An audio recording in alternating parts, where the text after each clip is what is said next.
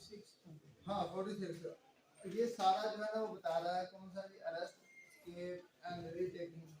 अगर कोई बंदा अरेस्ट करना है वो कैसे करना है, अगर हो रहा है उसको अरेस्ट कैसे करना है, अगर वो भागने की कोशिश कर रहा है तो फिर उसमें क्या प्रोसीजर है, क्योंकि अगर आपने सर्च वारंट करना है तो उसका क्या प्रोसीजर है, और अगर कोई बंदा जो है क्या कहते हैं आपने अरेस्ट किया है वो इस उसका जो उसने जुर्म किया था वो जुरिडिक्शन का नहीं है तो उसको जिस थाने में लेके जाना है वो किस तरह लेके जाना है, तो ये सारा इसमें ये लिखा है। तो मैं इसमें जो है जनरल स्पेसिफिक जल्दी से चला जाता हूँ ताकि बाकी इसमें तो पढ़ने का बहुत कुछ है, लेकिन इसको मैं ओवरव्यू देता रहता हूँ क्या आपका एमसीक्यू आ सकता है। 46 में हमने जैसे बात कर ली कि अरेस्ट कैसे मेड करना है, हमने कहा कि अनलेस उसको एक्शन और वर्ड के साथ उसको बताया जाए कि तुमने हम क्यों अरेस्ट कर रहे हैं फिर उसके बाद उसकी सब क्लास 2 के अंदर बताया रेजिस्टेंस एंडेवर टू अरेस्ट के police to take all the mean to effectively to arrest of this specific person, तो सारे नेसेसरी काम कर सकती है जो उसको मीन जरा इस्तेमाल कर सकती है अपनी अरेस्ट को इफेक्ट बनाने के लिए। फिर उसके बाद जो 46 की जो है ना सब क्लास 3 देखें, ये प्रैक्टिकली इंपॉर्टेंट है। जैसे ये पुलिस मुकाबला नहीं करते तो ये हमने तो उसको मारने भाग लगा, उन्होंने लिखा हुआ क्या, nothing in this section gives the right to a cause the death of the person who is not accused of an offense punishable with death or with imprisonment of life। भाई उसके पास उनके पास ये राइट नहीं है कि वो उस बंदे को मारेगा, वही उसको जो डेथ पेनल्टी और इसके अलावा जो अगर भागने की कोशिश कर रहा हो तो ये नहीं कि उसको मार दें।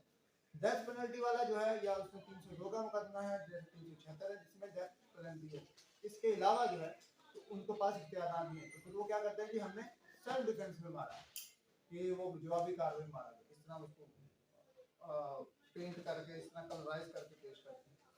47 का the search of the place entered by the person sought to be arrested, जहां वो बंदा बैठा पड़ा है वहां पुलिस जा सकती है विदाउट सर्च वारंट।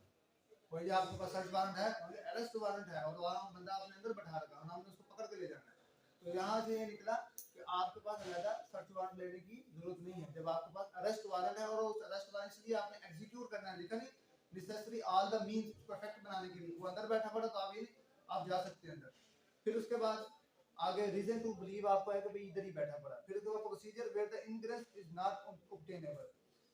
अब 47 उसमें बताया कि जी अगर तो वो आ जाता ठीक है, तो फिर अगर वो मुजाहमत कर रहा तो फिर क्या कर सकता है, तो पुलिस वाले अंदर दाखिल हो सकते हैं और अंदर दाखिल होकर उसको पकड़ सकते हैं। और इसके अंदर वो जो है वो ये करते हैं जैसे अगर खवातीन है तो खवातीन को कहीं साइड पे करते हैं या उसको अलग कमरे में कर देते हैं, आप साइड पे हो जाए, ये कर ये नहीं पुलिस लेगा कि हम खवातीन अंदर नहीं घुसने देना, नहीं घुसने भाई आप अलग हो जाए, हमने अक्यूज को पकड़ना है तो दरवाजा तोड़ सकते हैं। हाँ तोड़ सकते हैं, ये आगे लिख रहे हैं देखें ब्रेकिंग ओपन जनाना। इसके बाद वही जनाना जो थे वो साइड पे हो जाएंगे, उसके बाद जो है ना वो अगर कोई इनको विंडो को दरवाजा तोड़ने की जरूरत पड़ रही है कि भाई खर्चा है कि ये यहाँ से भाग जाएगा और अभी हम ये अलमारी तोड़ के घुसना पड़ेगा, सीढ़ियाँ लगा के घुस जाते हैं, वो इसके तहत करता है कि हमें ये जरूरत पड़ गई थी इसलिए हमने ये सीढ़ियाँ तोड़ी या घर में घुस गए थे या हमने वो नकब नहीं करी अकॉर्डिंग टू ऊपर से सीढ़ियाँ लगा कर आ रहे हैं। फिर उसके बाद power to break the open door and windows for the purpose of liberation, देखिए 49 के तहत आ गया ना कि उसको पकड़ने any police officer and other police officer authorised to make an arrest any break में मेक ला फदर में शैल नहीं होना, तोड़िए पनिए सारा कुछ ही पनिए may break open an outer or inner door or window or any house or place in order to liberate himself, अपने आप को आजाद करने के लिए, वो बंद कर दिया या उसको पकड़ने के लिए, for any other person who having lawfully entered for the purpose of making an arrest is detained therein। अब यहाँ देखिए उसने बात करके मिसाल के तौर पर हाँ जी इधर है इस कमरे में, उसमें करके पुलिस वाले ने बंद कर दिया उसको, तो अब पुलिस वाला ये तो नहीं वहाँ तस्वीर पड़ता रहेगा सारा दिन, तो वो फिर वो उसके दरवाजे को तोड़ के बाहर निकल सकता है, उसको ये इख्तियार दे रहे हैं। और इसके बाद है section 50 know unnecessary restraint, the person arrested shall not be subject to the more restraint than is necessary to prevent his escape। अब वो ये कह रहा है मिसाल के तौर पर ये भागना जाए तो उन्होंने क्या करना है उसकी जान में तलाशी लेनी है, तो उन्होंने क्या कर दिया कि ये भागना जाए तो पहले तो पकड़ के रखा हुआ है हाथों से पकड़ना नहीं, तो फिर उनका जो रवायती तरीका है पकड़ने का और पकड़ लेते हैं पीछे छुड़वाना हमला ना सकते नहीं, तो उसको रस्सी से बांध कर उन्होंने बांध दिया। वो ये नहीं किया ये क्या उन्होंने किया अगर भागने की कोशिश कर रहा था हमने उसको बांधा था। तो अब ये सारा का सारा जो है ना वो कानून के मुताबिक कर रहा होता है, लेकिन उसका अब्यूज ऑफ पावर कहीं ना कहीं कर देते हैं। आपने वो अब्यूज ऑफ पावर देख के उसको जो पॉइंट आउट करना था उसकी प्ली लेनी होती है। तो सेक्शन 50 जो है वो लिखता है नो अननेसेसरी रिस्ट्रेन नहीं करना है उसको। सेक्शन 51 कहती है सर्च ऑफ अरेस्ट पर्सन, अब उसकी जामा तलाशी लेना वो इस कानून के तहत होती है 51 के तहत। और अगर किसी police officer and other any person उसको रीजन टू बिलीव, ये लफ्ज है रीजन टू बिलीव, उसको ये लगे कि इसके अंदर ये चीज है, तो वो किसी भी बंदे की जामा तलाशी ले सकता है, रीजन टू बिलीव। अच्छा ये आगे को उसकी जामा तलाशी ली जाएगी।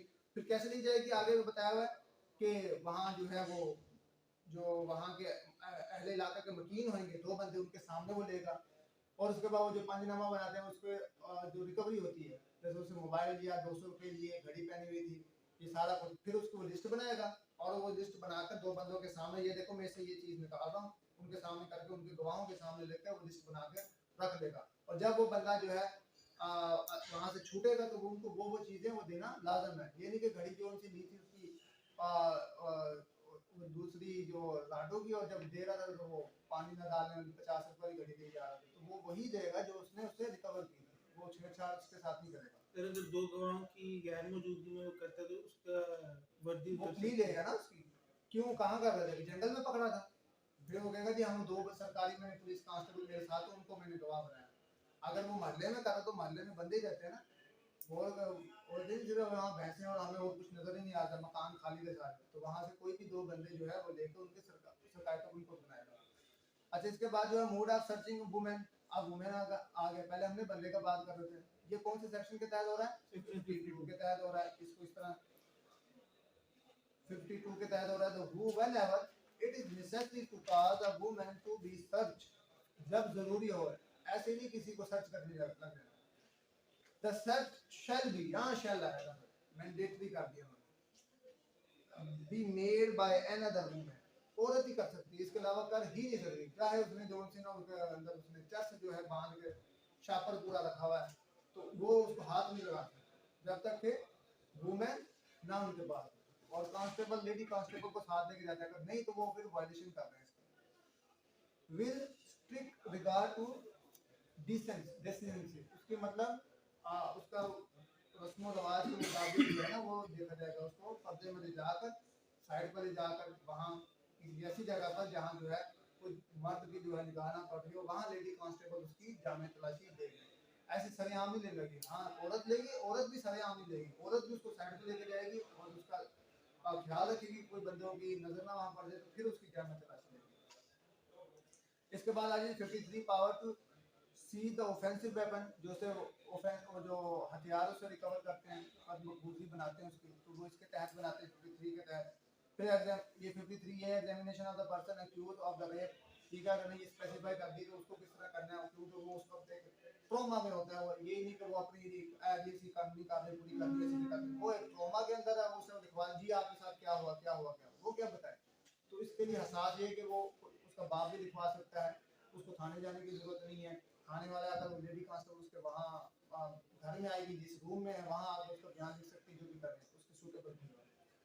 आगे आगे जो है फिर 54 है, 54 जो है वो बताते हैं कि व्हेन पुलिस में अरेस्ट विदाउट वारंट, ये जो है ना आप 54 के 154 के तहत पढ़ सकते हैं, 54 55 56 इसमें लिखा हुआ है कि कब पुलिस वाले जो है ना विदाउट वारंट पकड़ते हैं। कोई भी पुलिस वाला किसी पकड़े लेता है ना, किस कानून के तहत पकड़ता, पर्चा तो मेरे को हुआ ही नहीं, वो कॉग्निजेबल ऑफेंस हो रहा है वो पकड़ के ले जाएगा, इश्तिहारी है वो पकड़ के ले जाएगा। कितनी इसमें बता रखे, ये 9 किस्म के उन्होंने नौयत के बता रखे बंदे या हालात जिसमें वो बंदे को विदाउट वारंट पकड़ सकते हैं। कॉग्निजेबल ऑफेंस में वारंट की जरूरत होती है हमें जी, वारंट की जरूरत होती है कॉग्निजेबल ऑफेंस में, कॉग्निजेबल ऑफेंस को वारंट की जरूरत होती है, मजिस्ट्रेट से लेके तो फिर करना। वेरी गुड, सही नहीं है, गलत बताया, वारंट की जरूरत है, कॉग्निजेबल ऑफेंस ही यही है, काबिल दस्तंदाजी पकड़ लो उस वक्त, और इसकी क्यों कॉग्निजेबल बताया, इसके पीछे डॉक्ट्राइन क्या है, इसके पीछे डॉक्ट्राइन क्यों कॉग्निजेबल बनाया, ये इस तरह के जराइम है कि इसमें उसका स्केप भागने का खर्चा है, कैपिटल ऑफेंडर होता है, भागने का, मिसाल के तौर पर चोरी हो रही है, मैं अपने नॉन को पहले साबित होगी, वो तो भाग के ले गया आपकी चीज, बेच बाज के उसको डिस्पोज ऑफ कर देगा, इसलिए उसी वक्त पकड़ लो, झूठा सच्चा बाद में देखा जाए, उसी वक्त पकड़ लो। रेप केस कॉग्निजेबल ऑफेंस बनाया, अभी नहीं पकड़ा तो भाग जाएगा, इसलिए नॉन कॉग्निजेबल जिसमें संगीनियत काम है, जैसे अल्ट्रेशन मिलावट कर रही है, वो कहाँ भाग रहे हैं, नहीं है, उसको पहले साबित करेंगे फिर पकड़ेंगे। वो एकदम इस पर पुलिस पकड़ के ले जाएगी उसकी, तो वो जो उसका वहाँ इज्जत है वो तो नीलाम है, पुलिस पकड़ के लाएगी। इसलिए जो है जो संगीनियत काम है उनको नॉन कॉग्निजेबल बनाया, जिनकी संगीनियत ज्यादा है उनको कॉग्निजेबल बनाया। अच्छा ये है मोड ऑफ सर्च, ये हो गया। ये 9 किस्म के हैं। नंबर 1 हो गया इसमें कि कौन सा पर्सन है कि जो कॉग्निजेबल ऑफेंस कर रहा है उसको पकड़ के ले जा सकता है विदाउट वारंट। फिर जो जिसके पास दूसरा सेकंडली जो नकब जनी का जिसके पास सामान बरामद हुआ और वो सेटिस्फाई आंसर नहीं दे पाया, उसने खुंडी शुंडी रख रखी है, फलाना के हालात ऐसे हैं, जैसे पुलिस वाले पकड़ रहे हैं कितने जा रहे हैं, कबूतरबाज है, शक्ल जितनी लागू, वो उसको पकड़ भाई ये क्या है ये क्या है, उसको सेटिस्फाई आंसर नहीं दे पाया तो उसको भी पुलिस वाले पकड़ के ले जा सकते हैं। फिर उसके बाद तीसरा प्रोक्लेम्ड ऑफेंडर, इश्तिहारी हुआ पड़ा, कोई भी पुलिस वाला इश्तिहारी जो है उसको पकड़ सकता है, चाहे वो सिंध का पुलिस वहाँ का इश्तिहारी हुआ उसको पता लग जाए। रजिस्टर 4 का जो है वो पीओ हुआ पड़ा है। इसके अलावा भी जो रजिस्टर नंबर 10 होता है जिनमें जो है वो इलाका के इश्तिहारी के नाम लिखा होता है, उसमें उसका नाम लिखा हुआ है। फिर चौथा है कि any person whose possession anything is found which is reasonable to suspect the stolen property, मसरूक का माल जो है वो ऐसा लगा, मिसाल के तौर पर शक्ल उसकी ऐसी, फटे पुराने कपड़े से पहने, पान खा रहा और उसके जो है तलाशी से आईफोन निकला है, उसने कहा ये किसका है? मतलब कि ऐसे ही करी जा रहा है, सेटिस्फाई आंसर नहीं दे पाता, उसको पकड़ा ले जाएगा, उन्हें खोटी कोरी है ये तुमने 1.5 लाख रुपए कहाँ से ले जाएगा, तो वो विदाउट वारंट उसको पकड़ के ले जा सकता है। फिर इसके बाद अगला कौन सा जी, पांचवा पुलिस ऑफिसर जो है execution of his duty escape and attempt to escape, कोई बंदा जो भाग रहा है, जैसे भगोड़ा जो है भाग रहा है, पता कि ये मुलजिम जो है भगोड़े है, तो उसको कोई भी पुलिस ऑफिसर विदाउट वारंट पकड़ सकता है, उसके जुडिक्शन में है, उसके थाने का है, नहीं है, उसको पकड़ सकता है। छठवां, any person reason to suspected, क्या है जी, डिसर्टर टू आर्म फोर्स, भगोड़ा, ये आ गया भगोड़ा, कोई भी जो है आर्म फोर्स से भगोड़ा जो है वहाँ उनकी साथ रोटी खाकर जो है ना भागा है, ट्रेनिंग लेके आ गया है, खाना खुना खाया, अब वहाँ जा ही था, तो वो ऐसा बंदा अगर कोई मशहूर आगे गांव में, तो पुलिस वाले को इतला मिल गई है, पुलिस वाले को पता लग गया, तो पुलिस वाला उसको पकड़ सकता है और अब फौजियों को दोबारा हवाले कर देंगे, तो आपका सबूत इधर आया है उसको ले जाए। तो इसके बाद छेवा हो गया, ये छेवा किया ना हमने, हाँ। इसके बाद सातवां जो है लिखा हुआ है reason to police suspicious exist concerned to against whom the reason to complain had been made and credible information has been received from reason, ये भी हमें मुखबरे खास से इत्तला मिली है कि ये बंदा जो है ना इस वक्त यहाँ जो है वो पतंगबाजी करने लगा था, यहाँ बर्गिंग करने, उसको पकड़ के ले गए, तो विदाउट वारंट उसको पकड़ के ले जा सकते हैं। और गैर मुजरिम जो है पकड़े, जैसे एक बंदा बाहर मुजरिम करके जुर्म करके आया और यहाँ आके फिर रहा है, तो पुलिस वाले को पता लगा फिर, हाँ भी तुम कौन हो, मैं तो कतर से आया हूँ, तो उसको सस्पिशियस लग रहा है, उसकी एक्टिविटी लग रहा है उसने कहा, उसको वो पकड़ के ले जा सकता है, अगर वो बाद में लग रहा है ये तो मुलजिम है वहाँ से भागा हुआ। इसके अलावा आठवां कौन सा है, any release convicted committing breach of any 565 के अंदर, उससे श्योरिटी बांध दिया था कि आपने नक्शेनामा नहीं करना, ब्रीच नहीं करना पीस को, वो जो है दोबारा कर रहा है 565 के तहत, उसको जो है ना उसको पकड़ने की जो है वो आर्डर हुए थे, उसको कोई पुलिस वाला पकड़ सकता है। फिर सातवां है, नावा है प्रीवियसली कन्विक्टेड पर्सन, उस बंदे को भी पकड़ सकते हैं। एनी पर्सन फॉर नावा पापा में last, any person for whose arrest is regulation has been received from the another police officer, भागा पड़ा और इत्तला मिली पड़ी कि ये बंदा जो है ना भागा पड़ा है, इसको आपने कहीं भी हो धर लेना, इसको पकड़ लेना। Regular specific person to be arrested and offense or other cause of which arrest is to be made and it appear therefrom the person might lawfully be arrested without a warrant by officer who issue the requisition, without warrant इसको पकड़ सकता है। तो ये हमने 9 किस्म के बंदे जो है ना डिस्कस किए हैं, ये सबूत डिस्कस किए कि जिनको विदाउट वारंट पुलिस वाले पकड़ सकते हैं। 55 में लिखा है अरेस्ट ऑफ वैगाबाउंड हैबिचुअल रॉबर, जो हैबिचुअल हुए पड़े हैं, आदत पड़ी हुई है, जैसे मिसाल तौर पर उन्होंने पर्चे पूरे करना था, फलाना फलाना आ जाइए जो उनसे ना ये चोरियां करते हैं इस मोहल्ले में, 2 चोर हैं, उनको जो है ना वो पकड़, उनको खतरा ये दोबारा चोरी करेंगे वो पकड़ ले जाते हैं। हमारा जो है डिफेंडर जो है ये बाइक जो वन व्हीलिंग करने वाले डिफेंडर जो है कबूतरबाज, इनको पकड़ के ले जाते हैं वो, तो वो वैगाबाउंड इसमें आ जाते हैं, आवारा है ये, उनको पुलिस वाले पकड़ सकते हैं। And police is in charge of police station may in like a manner arrest of cause to be arrested any person, कर सकता है उनको पकड़ सकता है, लेकिन any person found taking the precaution to conceal the presence of the limit for a station अब वो कह रहा है कि अपनी वो जो प्रेजेंस है उसको सेटिस्फाई नहीं कर पा रहा। जैसे एक बंदा फिर भी कहाँ हो गए, मैं तो उनकी फिर रहा था, क्यों फिर रहे भाई, तुम्हारे यहाँ रिहाइश है, नहीं रिहाइश, फिर क्यों फिर रहे हो? तो वो उसको सेटिस्फाई नहीं कर रहा, उसको पकड़ के ले जाएगा। जब वो सेटिस्फाई करेगा तो छोड़ देगा। सेटिस्फाई कैसे करेगा उसको, वो उसको से बांध लेगा, कोई छोटी बांध लेगा, या वहाँ पर अहले इलाका से दो बंदे लाके तो नहीं फिर इधर फिर आ रहा, मुझे लगता है कि तुम इधर चोर चोरी करने आए, नक्शा नुक्शा देखने आए हो, कि कब करनी कब नहीं करना है, कि करने आए हो, उसको पकड़ के ले जा सकता है। फिर उसको कुछ शुबा हो कि कोई बंदा जो है इसको सेटिस्फाई आंसर नहीं दे पाया तो उसको भी पकड़ लिया जा सकता है। प्रोसीजर अच्छा जी, इसके बाद जो है 56 में लिखा हुआ है प्रोसीजर, जब पुलिस ऑफिसर जो है डिप्यूट करता है सब ऑर्डिनेट को जाओ उसको पकड़ के लाओ, उसका प्रोसीजर लिखा हुआ है। Refusal to give the name and resident, इसका देखिए इस्तेमाल काफी बारी पुलिस वाले करते हैं, क्योंकि अब अगर हमें पता हो तो हमें पता होना कि ये किस कानून की तहत पकड़ा है। कोई एक बंदा पुलिस वाले ने कहा हुआ अपना नाम बताओ, कहाँ के रहायशी हो, मैं तो बालाकोट का, मैं तो खैबर एजेंसी का हूँ, शनाख्ती कार्ड है नहीं है, तो वो उसको सेटिस्फाई आंसर नहीं होगा, हाँ जी मैं नहीं बताता कहाँ का, वो उसको पकड़ के ले जाएगा जब तक कि वो उसको सेटिस्फाई ना कर ले। पुलिस वाला इस तरह पकड़, अब देखिए पुलिस वालों के कितने इख्तियारात हैं, विदाउट वारंट वो पकड़ सकते हैं। अच्छा जी, इसके बाद ये हमारा चैप्टर मेरे ख्याल से खत्म हो गया। आगे जी 59 जो है इसमें मोस्ट इम्पोर्टेंट है, कब प्राइवेट पर्सन भी पकड़ सकते हैं किसी को। हम कहते हैं हाथ ना लगाए, पुलिस वाले आएंगे फिर ही पकड़। 59 के अंदर इख्तियार दिया हुआ कि any private person, any person, मुझे पता लग गया कि बंदा इश्तिहारी में ही पकड़ सकता हूँ, धर लूंगा कहीं, अच्छा बैठ जाते हूँ, फिर पुलिस वालों को तला दूंगा तो पकड़ के ले जाऊँ। तो ये लिख रहा है, ये इख्तियार दे रहा है, any private person may arrest, arrest लिखा हुआ, देखो डिटेन नहीं लिखा हुआ, अरेस्ट करो इसे। अरेस्ट का मतलब ये है कि उसको हाथ पांव पकड़ के बिठा रखो, अरेस्ट कर रखो, कलाई पकड़ के यहाँ साइड बैठ जाओ, उसको रस्सी से भी बांध सकते हाँ रस्सी से बांधे पाँव, जो मर्जी करे पाँव, जैसे लूडो खिलाएं, जैसे बात उसको बिठा रखा है आपने तो भाई आज बैठ जाओ। Any person may arrest any person who is in the view to meet a non-bailable and cognizable, ये देखिए दो कंडीशन लगाई इसमें, non-bailable और cognizable। कुछ ऑफेंस ऐसे हैं जो cognizable है लेकिन bailable है, जैसे मिसाल के तौर पर 353 का वुमेन के साथ जो है वो आप बदतमीजी, उसके आउटरेज, मोडेस्टी के खिलाफ कर रहे हैं, वो cognizable है, साथ bailable है।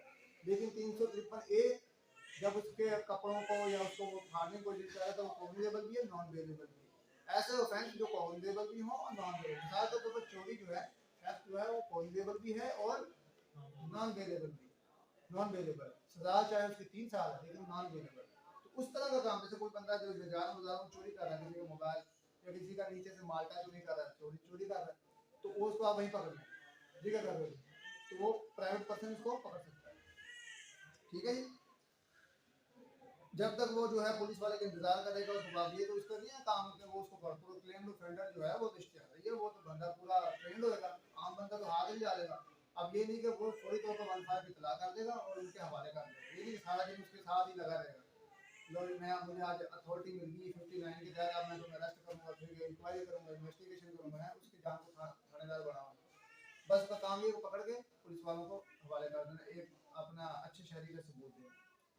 इसके बाद 60 आ गया जी, person arrested to be taken before the magistrate और officer in charge of police station, जो भी बंदा पकड़ा जाएगा उसको इलाका मजिस्ट्रेट के सामने पेश करना है। अब हम सेक्शन 61 पढ़ते हैं, जिसका काफी बार क्वेश्चन आया कि किस कानून के तहत लिखा होता है ना 24 घंटे के अंदर आप मजिस्ट्रेट के सामने पेश करें, तो पुलिस वाला क्या ही दे यहाँ की किस कानून के तहत, तो मजिस्ट्रेट कह दे जी आप ये किस कानून के तहत पुलिस जाएगी 24 घंटे के अंदर, तो हम क्या कहेंगे सेक्शन 61 हाँ 61 के अंदर लिखा है, ड्यूटी बाउंड है पुलिस वाले, कुछ भी हो जाए, इन्वेस्टिगेशन पूरी हो रही है नहीं हो रही, आपने 24 घंटे के अंदर मजिस्ट्रेट के सामने पेश करना है। ये 61 कहती है, कॉन्स्टिट्यूशन भी हमें बताता है कि आपने जो है 24 घंटे के अंदर पेश करना। सर जो प्राइवेट पर्सन है वो उसको अरेस्ट करके कितनी देर में कर सकते हैं, मैक्सिमम कितने देर आके फौरी उसको है कि करेंगे पुलिस के मैंने हवाले? बताया ना, उसको पुलिस के हवाले करें एज सून एज पॉसिबल, ये नहीं कि उसको नाश्ता और खाना खिलाने के हिसाब पर उसको पास उठा दे, उसके साथ पहेली पूछने लग जाए, उसको जाए वो पुलिस का हवाला करना, वो उसको क्या करना, उसको इनाम तो मिलना नहीं है। हाँ ये अच्छे शहरी का सबूत दिया, उसको शाबाश मिल गई बहुत है। अच्छा जी, ये 61 के तहत है, ये आप याद रखना है। किस कानून के तहत 24 घंटे के अंदर आता मुझे पेश करना होता है जी? लगता थक गए हैं, थक गए। 61 के तहत कौन सा सेक्शन? और कॉन्स्टिट्यूशन के अंदर इसका जो हवाला है कॉन्स्टिट्यूशन में, वो है आर्टिकल 10 सब क्लास 2। उसके अंदर भी लिखा हुआ है कि 24 घंटे के अंदर कोई भी बंदा अगर आपने पकड़ा तो उसको मजिस्ट्रेट के सामने पेश करना। पहले हमारा आइन कह रहा है और ये DCR इसके बाद कह रहा है। तो अगर उसको खराब दिखा है तो उसके खिलाफ मिसकंडक्ट की भी इंक्वायरी होगी। अच्छा, पुलिस रिपोर्ट एप्रीहेंशन के जो किसी को बंदा एप्रीहेंशन है कि ये पुलिस का काम यही नहीं है कि सिर्फ कोई जुर्म जो है वो जो है रजिस्टर हुआ है उसकी इन्वेस्टिगेशन करना। पुलिस का काम प्रिवेंशन ऑफ क्राइम भी है, कोई क्राइम होने से पहले रोके। यही नहीं कि 1-5 कहिए तो उसके बाद जब चोरी हो जाएगी, चोर चला जाएगा, रोटी खा के भी चला जाएगा, फिर पुलिस वाले आते हैं। पुलिस का काम है कि जब उनको बता दिया है और ये भी अटेम्प्ट करने लगा है तो वो उसी वक्त आए उसको प्रिवेंट करें। तो पुलिस का काम प्रिवेंशन है, अगर क्राइम हो गया है तो उसकी इन्वेस्टिगेशन है, रोकथाम है, फिर उसके बाद उसको सजा दिलवाना। 3 काम है पुलिस ऑर्डर के तहत। अच्छा, इसके बाद वो इलाका में DPO को बताएगा और SP को इसके बारे में इत्तला दे देगा जो बंदे को पकड़ना है। सेक्शन 63 मोस्ट इंपोर्टेंट प्रैक्टिकल भी काफी का है, discharge of the person apprehension के मजिस्ट्रेट के पास गया, मजिस्ट्रेट ने डिस्चार्ज कर दिया, पर्चा डिस्चार्ज हो गया, वो किस कानून के तहत करता है?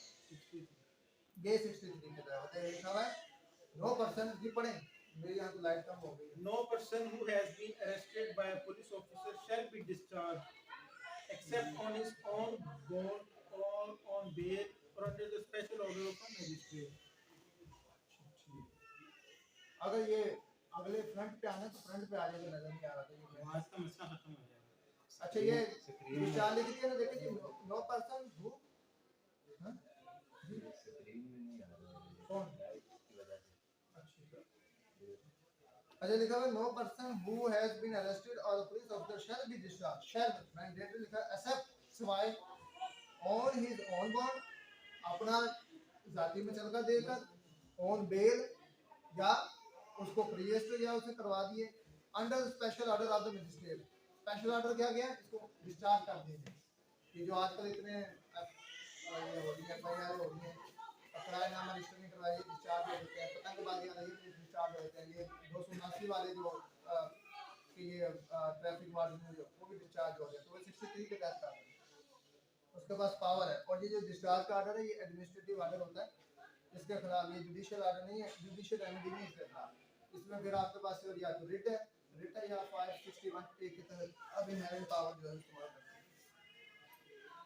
फिर 64 offence committed in the magistrate presence, अगर उसके मजिस्ट्रेट के प्रेजेंस में हो जाता है तो उसको कस्टडी में ले लेगा, उसको कह देगा कि पुलिस पकड़ के ले जाओ उसे। फिर उसके बाद लिखा जी 65, ये हमारा चैप्टर हाँ 65 अरेस्ट बाय और in the presence of the magistrate जी। 65 अपना माहिर आपके आ रहा है, हाँ ये पढ़े ना 65। Arrest by or in presence of magistrate. Any magistrate may at any time arrest or discharge. Direct Arrest or direct the arrest in his लिखा खुद भी कर सकता है या डायरेक्ट करेगा कांस्टेबल, पढ़ो इनमें कितने जा रहे हैं in his presence within the local limit of his jurisdiction of any person for whose arrest he is competent at the time and in circumstances to issue the warrant। मिसाल के तौर पर प्रैक्टिकली मजिस्ट्रेट साहब जो है वो सब्जी लेने जा रहे हैं, तो वहाँ उसको लगता है कि इसको भाई गिरफ्तार करने की वायलेशन कर रहे हैं, तो वो वहाँ भी इसको ऑर्डर दे सकते हैं। इस वाले को वहाँ बुला के पकड़ो इसको अपनी जुडिशन में कर सकता है इस तरह, लेकिन करना नहीं होता था। लेकिन इस तरह ये तो वैसे अदालत में अगर उसने इस तरह का कोई जुर्म कर दिया जो कॉग्निजेबल ऑफेंस है तो वहाँ भी अरेस्ट कर सकता है, या वो पुलिस वाला जो वहाँ मौजूद है उसको वो कह देगा इसको पकड़ लो। अच्छा, इन कोर्ट या आउटसाइड द कोर्ट जो है वो उसके बाद जुडिक्शन लिखा गया हुआ है लोकल लिमिट ऑफ हिज जुडिक्शन, ये एक इंपॉर्टेंट है लोकल लिमिट ऑफ हिज जुडिक्शन। जो मिसाल के तौर पर ये जो जिला के यहाँ का जो इलाका मजिस्ट्रेट है इसके पास इशारा है, अगर वो 4 बजे के बाद वैसे भी टहल रहा है इधर लगाना, इधर के पास इधर ठहरा जाए, तो वहाँ वो देखता है तो वो उसको गिरफ्तार या तो खुद करे या तो वो फिर पुलिस वालों कहेगा इसको गिरफ्तार करो, तो वहाँ वो उसी वक्त कहेगा वारंट इसका जारी कर दिया, पकड़ लो इसको, मेरा वारंट जारी हो, पकड़ लो। अच्छा, जिसके बाद ये power on escape to pursue and retake, इसके जब हमने हेडिंग पढ़ी थी ना, 3 चीजें थी ना, अरेस्ट, फिर उसके बाद तीसरा 3 लफ्ज लिखे हुए थे ना, तो आखिरी वाला आ गया इसमें। नंबर 1 था अरेस्ट, दूसरा था स्केप और दूसरा था रीटेकिंग। स्केप वाला भी हमने अगर भाग रहा हो तो फिर क्या करना, अब ये रीटेकिंग वाला आता है। If a person in a lawful custody escape, अगर वो लॉफुल कस्टडी भाग रहा है, जैसे अदालतों से भाग जाते हैं या पुलिस वाले डाले का पेट्रोल खत्म हो गया वहां से भाग रहा है, उधर से वो पीएस में पेट्रोल पंप आ रहा है, इधर से वो पेशाब भी बाहर निकल गया वहां से बार बार, तो वो क्या जी और अच्छा rescue the person from, rescue मतलब पकड़ना, रेस्क्यू रेस्क्यू में पकड़ना उसको, from whose custody he escaped और वाज रेस्क्यू में be immediately pursue and arrest him in any place in Pakistan, पकड़ लो जहां भी उसको मिलता है पकड़ लो। और उसके बाद प्रोविजन ऑफ सेक्शन 47, 48 और 49। 47 48 क्या हमने पढ़ा पीछे याद, अरेस्ट के बारे में पढ़ा है, हाउ अरेस्ट, अरेस्ट कैसे करना है, कितनी वो इंजरेंस अगर मजामत कर रहा है फिर क्या करना है, फिर वो अगर उसको बंद कर दिया पुलिस वाले को तो वो दरवाजे भी तोड़ सकता है, गुस्सा अपना निकाल सकता है सारा। 49 to appear to arrest under section 66, although the person making any such arrest is not acting under the warrant and is not a police officer having authority to arrest, वो कह रहा है पुलिस वाले के अलावा के पास किसी के पास अथॉरिटी नहीं है तो वो उसको पकड़े। अच्छा जी, इसके बाद हमारा कौन सा आगे चैप्टर है जी, अभी अली इसके बाद चैप्टर कौन सा बना, चैप्टर 6 है। इसके बाद हमारा चैप्टर 6 नहीं है, चैप्टर 7 है, process to compel the production of the document. Time क्या हो रहा है, टाइम से 3:10। हाँ चलो जल्दी जल्दी करते हैं, इसकी लाइट भी खत्म हो, इसको जल्दी जल्दी खत्म करते हैं। अच्छा जी, ये हमारा 6 वाला खत्म, अब 7 पे आ जाए जल्दी से, और इसको मैं खत्म करता हूँ। Summon to process to compel the production of the document and other movable property and for the discovery of the person wrongfully confinement। Summon to produce the document और अदर थिंग। इसमें कोर्ट के पास इख्तियार है कि वो किसी को भी समन कर सकती है, चाहे वो उस केस की पार्टी, उस केस में वो पार्टी हो या ना हो। मिसाल के तौर पर मेरे पास डॉक्यूमेंट, मैं कहता हूँ फलाने के पास डॉक्यूमेंट है वो मुझे दे ही नहीं रहा, तो कोर्ट उसके नाम का समन जारी करेगी, नहीं आएगा तो वारंट जारी करेगी, नहीं आएगा नॉन बेलेबल वारंट जारी करेगी, फिर नहीं आएगा तो फिर वो खामोश हो जाएगी, अब तक नहीं पकड़ा नॉन बेलेबल वारंट से क्या करेंगे, मिल ही नहीं रहा, वारंट जारी कर दी, जब भी पकड़ा जाए तो वो बेल भी नहीं करा देगा, पकड़ के उसको लाने लाएंगे। अच्छा ये हो गया समन। फिर उसके बाद procedure as to the letter and the telegram, मिसाल के तौर पर वो समन जो है मिसाल के तौर पर टेलीग्राम कर सकती है, जैसे एफआईए वालों को उसने समन करना है, अब रात के 10 बज गए तो वो किस तरह करें, रिटर्न करना है, तो फिर फ्लैक्स में वो उसके अंदर जो है जो इस्तेमाल करते हैं ना, तो फैक्स जो है उसके अंदर लिख कर वो वहाँ से निकल जाएगा तो वारंट हो गया, अमल करो इस पर। सिंध वालों को लिख दिया वारंट हो गया, बस पकड़ो इसको, तो उसका बताया प्रोसीजर, वो भी इफेक्टिव है। लेकिन इसके बाद आ गया हमारा search warrant. When the search warrant में बी इशू, जो हम कह रहे हैं सर्च वारंट दिखाएं कि आप मेरे घर की घर 4 दीवारी के अंदर घुस नहीं सकते, वो फिर भी घुस जाते हैं, लेकिन बाद में देखेंगे क्या हो, तो वो नहीं घुस सकते, वो सर्च वारंट जब तक नहीं है। Where any court has reason to believe, उनको ये यकीन दिला दी जाए कि ये जो इसमें 28 किलो चर्च है ये मकान नंबर 28 में पड़ी हुई है, तो हमें सर्च वारंट दे यहाँ का। A person who whom summon or order, जिसका समन या ऑर्डर अंडर सेक्शन 94 के तहत हुआ है, और requisition under section 95 subsection 1 has might be addressed, will not and would not produce the document or the thing required by the summon requisition। Practically क्या होता है, जैसे बैंकर एक्ट के तहत जो है ना बैंक वाले जो है ना वो उसको रिकॉर्ड नहीं दिखा रहे, वो कह रहे हैं ये हमें प्रिविलेज हासिल है बैंकर एक्ट, बैंकर जो है वो एविडेंस के तहत, फिर कोर्ट जो है उनका सर्च वारंट निकाल जाओ कि भाई कांस्टेबल कहती जाओ उनकी ये रजिस्टर नंबर 3 जो है ना इसको सर्च करके लाओ या उसको ले आओ, तो कोर्ट जब उसको सर्च करने का दे तो वो जाकर वहाँ सर्च कर सकता है, तो भाई यहाँ रजिस्टर नहीं पड़ा तो उसको सर्च कर सकता है, देख सकता है, उसकी कापी लेके आ सकता है। और फिर द कोर्ट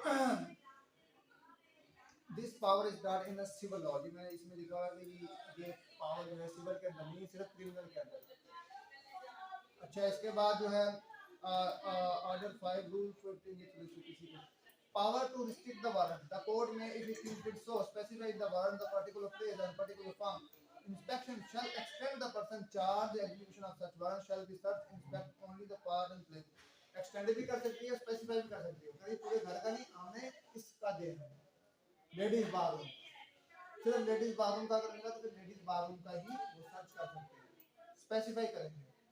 जी हमें सर्च वारंट मिल गया कि ईवान अदल को ये सर्च करो, ईवान अदल कौन, पूरी की पूरी बाथरूम कौन सा, तो इस तरह एम्बिग्यूटी उसमें लिखा जाएगा क्या इसमें सर्च करना। Search of the house suspected to contain stolen property force document etc. ये देखेंगे जो है आते हैं कि जी हमने आपके सर्च वारंट हमारे पास है, जैसे पॉलिटिशियन के घर में सर्च रेड पड़ती है तो वो इसके तहत आते हैं हमें सर्च वारंट है कि आपके घर में मसरूका चीज़ें पड़ी हुई हैं, कोई चोरी की गाड़ी पड़ी है, हम वो सर्च करना है, या कोई प्रीशियस डॉक्यूमेंट पड़े हैं आपके पास। If a magistrate of the first class upon the information and after such inquiry as he thinks necessary has reason to believe that any place is used। अब देखें दो बार हैं, उसको एक इंफॉर्मेशन के लिए, दूसरी इंक्वायरी करने के बाद उसको रीजन टू बिलीव हो गया कि यहाँ मसरूका किताब या फॉर डॉक्यूमेंट यहीं पड़े हैं, तो वो ऑर्डर दे सकता है सर्च के। Any place used for a deposit and sale of stolen property or for a deposit and sale of manufacturing of false document, यहाँ फैक्ट्री लगा रखी है, ये 2 रुपए भी स्टैम्प कोड फी जो है धड़ाधड़ छप रही है, तो वो दे सकता है। फिर इसके बाद वो लिखा पड़ा है कि कौन फॉर डॉक्यूमेंट बन रहे हैं, ऑब्सीन ऑब्जेक्ट बन रहे हैं, मतलब इस तरह की चीजें वहाँ बन रही हैं, पोर्नोग्राफी बना रहे हैं वहाँ, जो चीज़ वहाँ इस तरह का काम हो रहा है, तो वो जो है ऑथोराइज है, ही में by his warrant authorise any police officer above the rank of constable. ये देखें कांस्टेबल से ऊपर जो है वो सर्च वारंट आ सकता है। अभी आपने पढ़ा होगा तो फिर याद होगा भाई कहाँ आ रहे हो, बोलते तुम्हें एक नहीं लगा, तू कितने बढ़िया है, तो वो उसको आप रोक सकते हैं, क्योंकि कांस्टेबल जाओ अपने अफसर को बुला लो। और जब भी डाला में आएगा, डाले में एक होता है ड्राइवर, एक एएसआई और सब इंस्पेक्टर, उसके साथ 3 कांस्टेबल। अगर उनके साथ सब इंस्पेक्टर नहीं है तो लिहाजा वो इलीगली गश्त करेंगे। गश्त करने के पुलिस रूल के मुताबिक एएसआई के बगैर आप गश्त नहीं करेंगे, सब इंस्पेक्टर तो होना ही चाहिए। अगर नाका लगा रहा था तो वहाँ सब इंस्पेक्टर होना चाहिए, अगर नहीं है तो वो नाका उनका इलीगल। तो ये चीज़ें इनको ध्यान में रखें, बराबर ये तो प्रोसीजर की बात है। अच्छा, इसके बाद टू इंटर असिस्टेंट वो कर सकता है, ये इतनी डिटेल में जाने की कोई जरूरत नहीं है। Disposal of the thing found in the search beyond the जुडिक्शन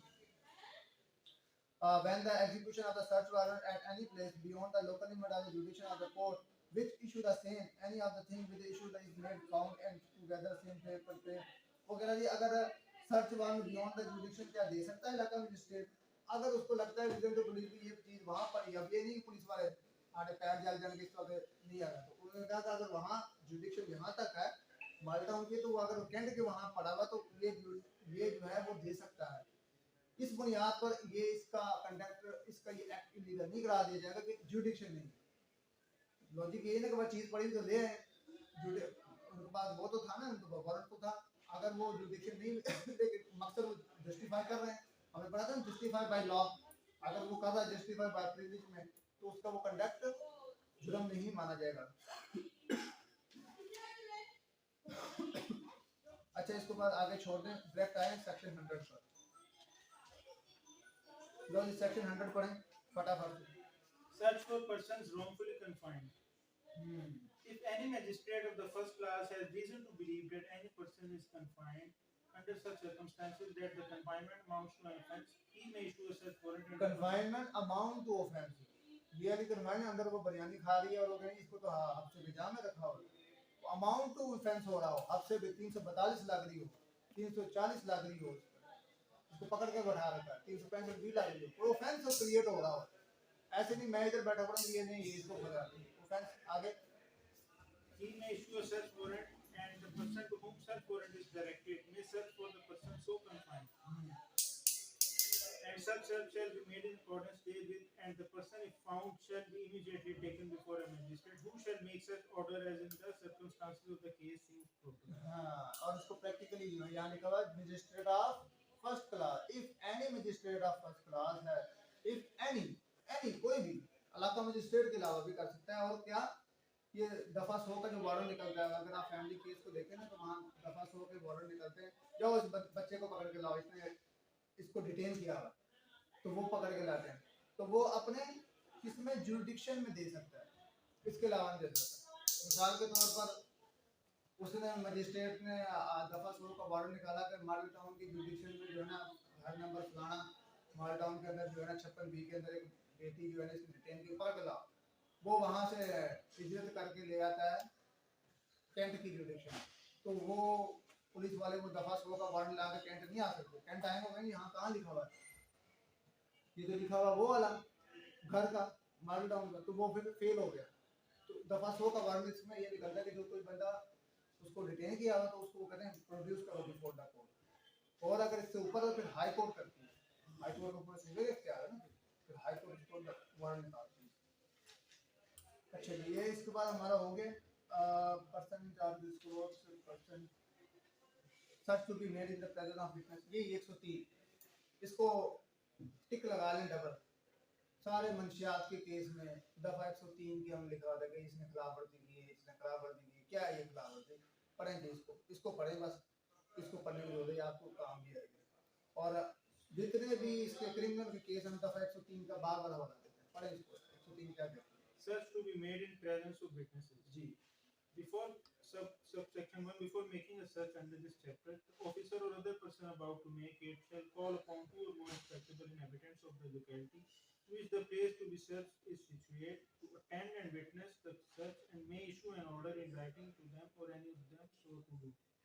Subsection 2, the search shall be made in their presence and a list of all things seized in the course of such search and the places in which they are respectively found shall be prepared by such officer or other person signed by such witnesses, but no person witnessing a search under this section shall be required to attend the court as a witness of the search unless specially summoned by it.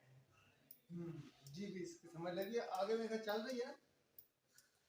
Subsection 3, occupant of place search may attend. Occupant of the place search or some person in this manner shall in every instance be permitted to attend during the search and a copy of the list prepared under this section signed by the said witnesses shall be delivered to such occupant or person at his request. ठीक है आगे। When any person is searched under section 102, subsection 3, a list of all things taken, possession of shall be prepared, and a copy thereof shall be delivered to such person at his request. हाँ उसको भी दी जाएगी भाई, मेरे copy भी लेके जा रहे हो, दी जाएगी, ये लेके जाएंगे आगे। Subsection 5, any person who without reasonable cause refuses or neglects to attend and witness a search under this section when called upon to do so by any order in writing delivered or tendered to him shall be deemed to have committed an offence under section 187 of the Pakistan 87 के तहत ये एक offence के भाई कोई बंदा जो है कार्य सरकार में जो है ना मुदाखलत कर रहा है उसको वो रोक रहा है, मैं जान लेना देता हूँ करना, तो वो 187 के तहत जो है वो जुर्म कर रहा है। तो ये था जी 103, इसको आपने पढ़ना भी है जाके और इसका बहुत प्रैक्टिकली इतलाक होता है। और क्योंकि अदालत पुलिस जब किसी घर आए तो आपने ये विटनेस इसका वाला वाला ये जो 103 होगी बस ठीक है।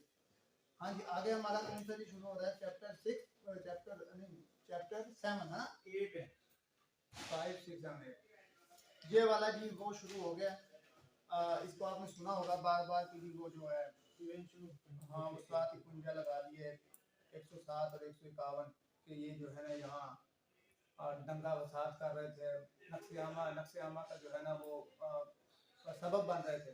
तो इसके तहत जो है ना वो पुलिस वाले पकड़ के ले जाते हैं। दफ़ा कोई सेक्शन है जी कौन सी सेक्शन लगाई है, वकील साहब पूछिए, वकील साहब कहेंगे 106 तो 107 लगाइए, वकील साहब पीपीसी की 107 खोल के देखेंगे 107 क्या है, वो उसको वहाँ पीपीसी की 107 कुछ और मिलेगी, वो परेशान हो जाएगा कि ये कौन सी दफ़ा लगा दी, तो फिर कहेगा सीआरपीसी की हमने लगाई है, फिर वो 100 सीआरपीसी 106 107 पड़ेगा, फिर वकील साहब को पता लगेगा इसको 106 और 107 और 151 के तहत। अच्छा इसमें 107 जो है वो बताया, 106 ये बता रखा है कि मैं आपको थोड़ा सा इसका ओवरव्यू देता हूँ, बाकी आपने खुद पढ़ लेना इसको। 106 ये कहती है कि कोई बंदा जो है ना उसको पकड़ लिया है, पकड़ के ले हैं किसी जुर्म में और वो उसके बाद जो है वो मुलजिम है, तो वहाँ ब्रीच ऑफ पीस का वो कर रहा है कि हाँ मैं अब फिर जाके दोबारा तुम्हें देख लूँगा, पकड़ूंगा तुम्हें, होते चलो हो गए जो होना आज अगली बार तुम देखना। तो वहाँ वो कहते हैं ये देख लिए तो दोबारा नक्शेनामा बात कर रहा है, अभी भी भुगत के आ रहा तो फिर कर रहा है। तो वहाँ 106 के तहत कोई मजिस्ट्रेट के सामने जो है उसे उसका श्योरिटी बांड दिया जाएगा। श्योरिटी बांड वो देगा और साथ दो बंदे और देंगे साथ। श्योरिटी बांड ये होता है कि उसको जानकारी दिए कि अगर तुमने ये नक्शेनामा नहीं करोगे, एक तो ये, और उसके बाद उसकी जमीन के साथ जो है कागजात 2 बंदे साथ लेंगे, भाई तुम इसके गवाह भी ये काम नहीं करेगा, तो वो ऑन रिकॉर्ड आ गया कि भाई ये काम नहीं करेगा, तो उसे श्योरिटी बांड लेते हैं। इसके बाद जो है ना वो लिखा हुआ कि इसके अलावा 107 security for piece in the meeting, 107 में क्या था वो दंगा फसाद कर रहा है और नक्शेनामा कर रहा है, वो तो था ना वहाँ अदालत में, वहाँ कर रहा था। अब अपनी लोकेलिटी में कहीं भी वो कर रहा है तो 107 के तहत उसको पुलिस वाले पकड़ के ले जाएंगे और फिर उसमें जो है ना उससे श्योरिटी बांध लेंगे। 107 है पुलिस का इख्तियार, 151 है मजिस्ट्रेट का इख्तियार, ये ऐसा सीक्वेंस है। 107 पुलिस वाले का इख्तियार पकड़ने का, और जब वो पुलिस वाले मजिस्ट्रेट के सामने पेश करते हैं तो 151 के तहत मजिस्ट्रेट अपने इख्तियार को इस्तेमाल करता है, हाँ इसको लोग पकड़ो, इसको छोड़ दो। अब इसमें जरूरी है कि दोनों पार्टी को देखी तरह एक पार्टी आती है कि ये भाई मुझे धमकियां दे रहा है, संगीन टाइप की धमकियां दे जा रहा है, मुझे ये तो कह रहा है मैं तुम्हें पकड़ लूंगा, छोड़ दूंगा, तेरी अगल आ जाएगा, तेरी मंजिल सारी तेरी पुरानी में अगल आ जाएगा, कर देगा तेरा वो बंद कर देगा, मैं तुम्हें मार दूंगा, इथों लंगर ये लोटा बांध देगा। तो अब ये सारी दे रहा, आप जाते हैं पुलिस वाले ये देखे मेरे साथ ये कर, तो फिर वो उसको पकड़ के धर लेंगे, उसको थाने में लेंगे, आ जा दे, उससे फिर छोटी बांध लेंगे, भाई तुम ऐसा नहीं करोगे जो तुमने कहा ना इसको, तुमने ऐसा नहीं करना, तो उससे फिर वो सिक्योरिटी लेंगे, श्योरिटी बांध लेंगे। वो है 107 के अंदर।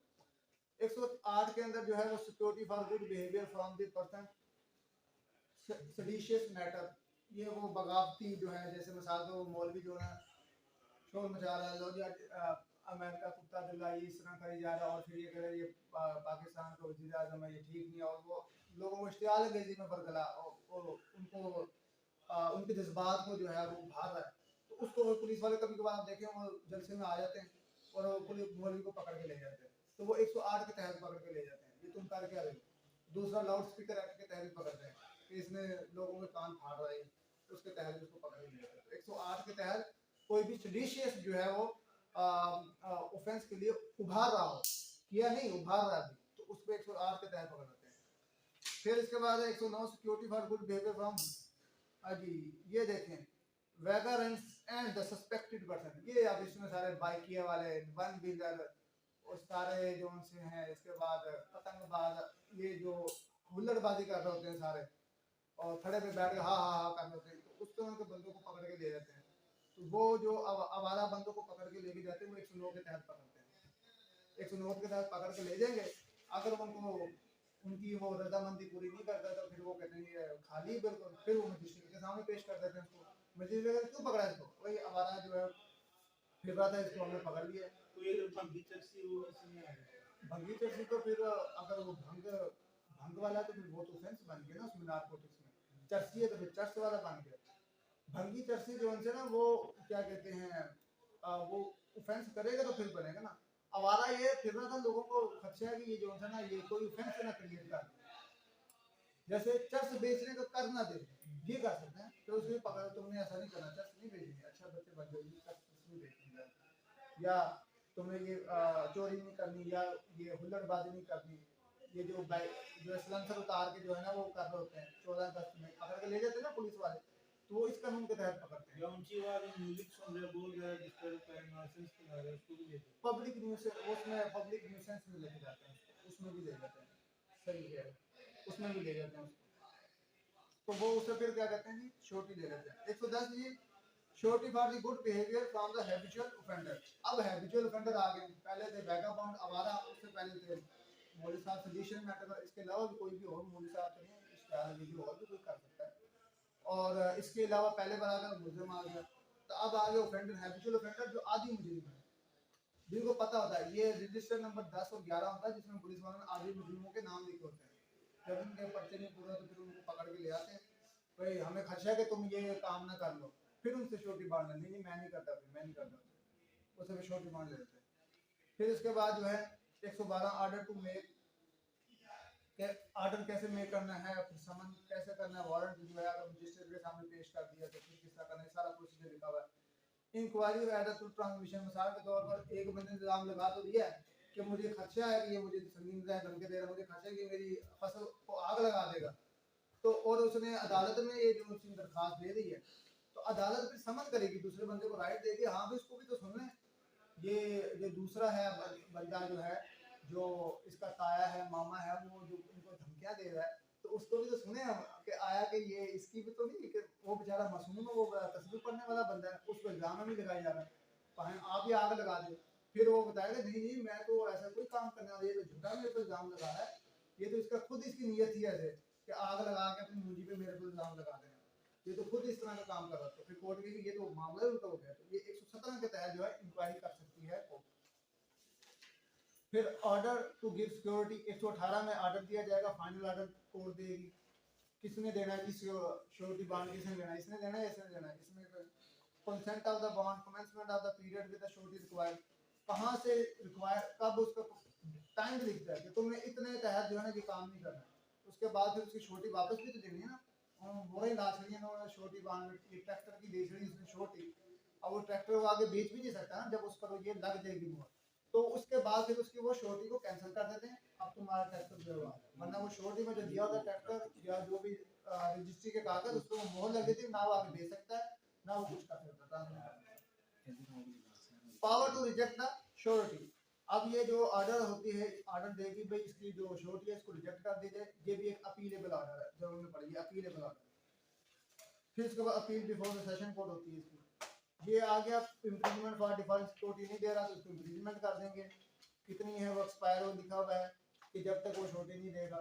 फिर proceeding before the high court के अगर वो अपील कर दिया तो फिर वहाँ सेकंड लेवल हाई कोर्ट में चलेगी, काइंड ऑफ इम्प्रिजमेंट लिखी हुई है, किसकी इम्प्रिजमेंट, अगर वो सिक्योरिटी नहीं दे रहा हम क्या करेंगे, तो उसको पकड़ के रखेंगे, बैठ फिर थाने से थी रोटी पानी कर दूँ, उसको पकड़ के ले जाएंगे। डिस्चार्ज ऑफ श्योरिटी 126 में लिखा हुआ है, फिर 126 में surety for unexpired period of bound, वो उन्हें खदशा है कि ये सारा साल ही मुंजी आग लाई जाएगा, इन्होंने छड़ने नहीं आएगा, तो वो उसको फिर जो पीरियड है वो जो है ना वो उसको जो है ना वो लिखते नहीं है, कि जब तक इसका जो बिहेवियर सही नहीं होता जब तक इसकी श्योरिटी जब्त कर दी, श्योरिटी देखें, जब वो लगेगा इन्हें पुलिस वालों को तो ये ठीक बंदा बंदे का पुत्र बन गया, फिर उसको श्योरिटी को डिस्चार्ज कर देंगे या अदालत करेगी, पुलिस वाले का अदालत, जब अदालत में मामला हो जाएगा पुलिस वाले का काम पकड़ना, इसके बाद अदालत का काम। 126 फिर अनलॉफुल असेंबली, ये वाला हमारा चैप्टर 9 मेरे ख्याल से नहीं है ना, मैंने निशानी लगाई है इसमें नहीं है, चैप्टर उसके बाद है चैप्टर 9 नहीं है, चैप्टर 10 है पब्लिक न्यूसेंस,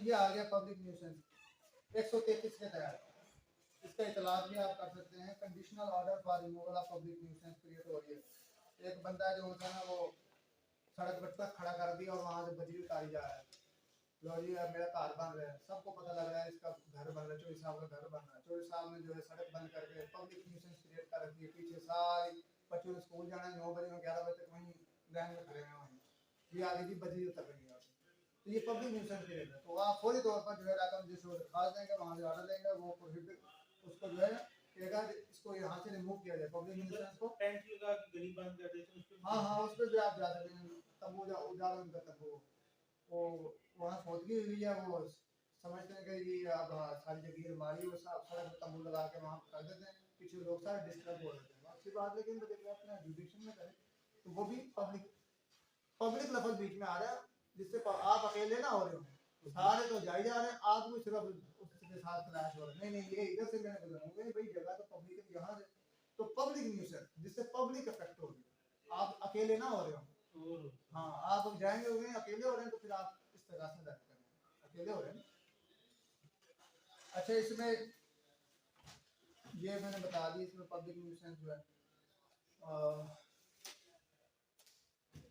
इसके बाद हमारा चैप्टर कौन सा शुरू होता है, चैप्टर 11 है जी, टिक लगा लें, चैप्टर 11 हमारा शुरू, इसमें से मेरे ख्याल से जो पिछला पढ़ा एक आज ऐसे पूछ लेता है कि कब जो है वो, मैं आपको बताता हूँ चैप्टर 10 में सेक्शन 133 और कौन सा सेक्शन, सेक्शन 139A निकाला, इसमें से एक जो है ना वो एमसीक्यू आया था, मैं पढ़ देता हूँ, where An order is made under section 133 for the purpose of the preventing the obstruction. इधर ही वकील साहब सुन रहे हैं, इधर तो लाइट खत्म हो जाएगी, बंद कर दूं। Preventing रोकने के लिए, obstruction nuisance or danger to the public in the use of any way, जैसे खड़ा करके वहाँ कर दिया है, जैसे चाहे वो किसी भी सरकारी महकमे ने भी किया, पुलिस वापदा वाले वो पोल लगा रहे हैं, उन्होंने पूरा का पूरा ही खड्डा सड़क फाड़ के रख दिया और वहाँ तक खड़ा कर रखा है और बीच में एक ट्रांसफार्मर रख रखा है और जिस पे रखा हुआ उसके भी पंचर टूट पंचर हुई पड़ी है, सदा ही पड़ा रहेगा, अपनी टोकरे में वहाँ। तो इस तरह का वहाँ किया हुआ काम उन्होंने। In the use of any way, river, channel, place, the magistrate shall, on the appearance before him of a person against whom order was made, question him to whether he denies the existence of any public right. ये आया था public right, यहाँ लिखा था denies of any individual right, public right, fundamental right, none of these. तो लिखा था he denies existence of public, मैंने कहा public nuisance है, इससे और नहीं। In respect of way of river, canal, place, if he does so, the magistrate shall before proceeding under section 1 section inquire the matter. Inquire करने का matter. अब ये भी एक आया था MCQ in respect of way, MCQ way, river, canal, channel, place या any place. तो भाई वो any place भी उसमें से canal, channel, river ये आपने way हो, रास्ता हो और कोई जो है उसमें प्लेस पर जो है जैसे इन्होंने करते हैं तंबू लगा के बैठ गए, रास्ता रोक के बैठे हुए हैं, रिवर के करीब जो झुग्गी वाले बैठे पड़े हैं, चैनल जैसे नहर के ये किनार जो है इसको ऑब्स्ट्रक्शन कर रहे हैं बीच में, तो वहाँ लगा के बैठ गए, तो उस पर जो है ना इंक्वायरी होगी। और procedure on order being made absolute, ये इसको छोड़ने की कोई जरूरत नहीं। बस दफा 144 ये जो लगाते हैं, दफा 144 जो है ना, इसमें आपने पढ़ना है इख्तियारात किसके पास है। अब ये इसमें लिखा हुआ जिला नाज़म, ये अब जो है इख्तियारात जो लिखा है इन दी केस ऑफ जिला नाज़म written recommendation of district superintendent of police, SP के पास, और जो अब जो है कमिश्नर जो होता है इलाके का वो लगाता है दफा 144। वो इसलिए लगाया था कि कोई भी ऐसा खर्चा हो जिसकी वजह से जो रीज़न क्या हो कि जिसकी वजह से वो लगा सकता है, वो ये है, मैं भी पढ़ रहा हूँ यहाँ से 144 सब सेक्शन 1 उसका पैरा नंबर 2 में लिखा हुआ है, consider that the such direction is likely to prevent obstruction, annoyance, injury, risk of obstruction, annoyance or injury or any person lawfully employed or danger human life, health, ये बीच में लिखा हुआ था। कब दफा 144 लगा सकता है? जब डेंजर ह्यूमन लाइफ हो, हेल्थ को हो, मिसाल के तौर पर अगर महामारी फिर रही है वहाँ, वो घर में मच्छर आने का, दफा 144 घर से कोई बाहर ना निकले। अच्छा ये देखें, ये भी याद रखें दफा 144 ये नहीं कि डबल सवारी, कुछ भी वो ऑर्डर दे सकते हैं, घर से बाहर नहीं निकलना, ये भी दफा 144 है। आपने मास्क पहन के घूमना, ये भी दफा 144 लगेगी। डबल सवारी दफा 144 लगेगी। सब बंदों ने जो है ना टोपियां पहन के फिरना है, सब ने दफा 144 लगेगी, टोपी पहन के सब ने यहाँ जो है ना सलवार कमीज पहन के फिर लिया, यहाँ जो वो ढक के फिर अपने हाथों में ढक के फिर, कुछ भी वो लगा सकता है दफा 144। Disturbance of public tranquillity riot affray, उसने कहा जी यहाँ से कोई भी 5 बंदे नहीं गुजरेंगे इकट्ठे, जैसे उन्होंने कहा इस इलाके में कोई भी 5 बंदे इकट्ठे हो गए नहीं खड़े होंगे, क्योंकि राइटिंग का वहाँ खर्चा है, बलवा का खर्चा है वहाँ उन्होंने लगा दिया। अच्छा ये हो गया। अब ये जो है लिखा हुआ है कि दफा 144 जो है ना वो उसका टेन्योर कितना है, ये टेन्योर जो है ना ये लिखा हुआ है इसमें, आप सब सेक्शन 5 में लिखें।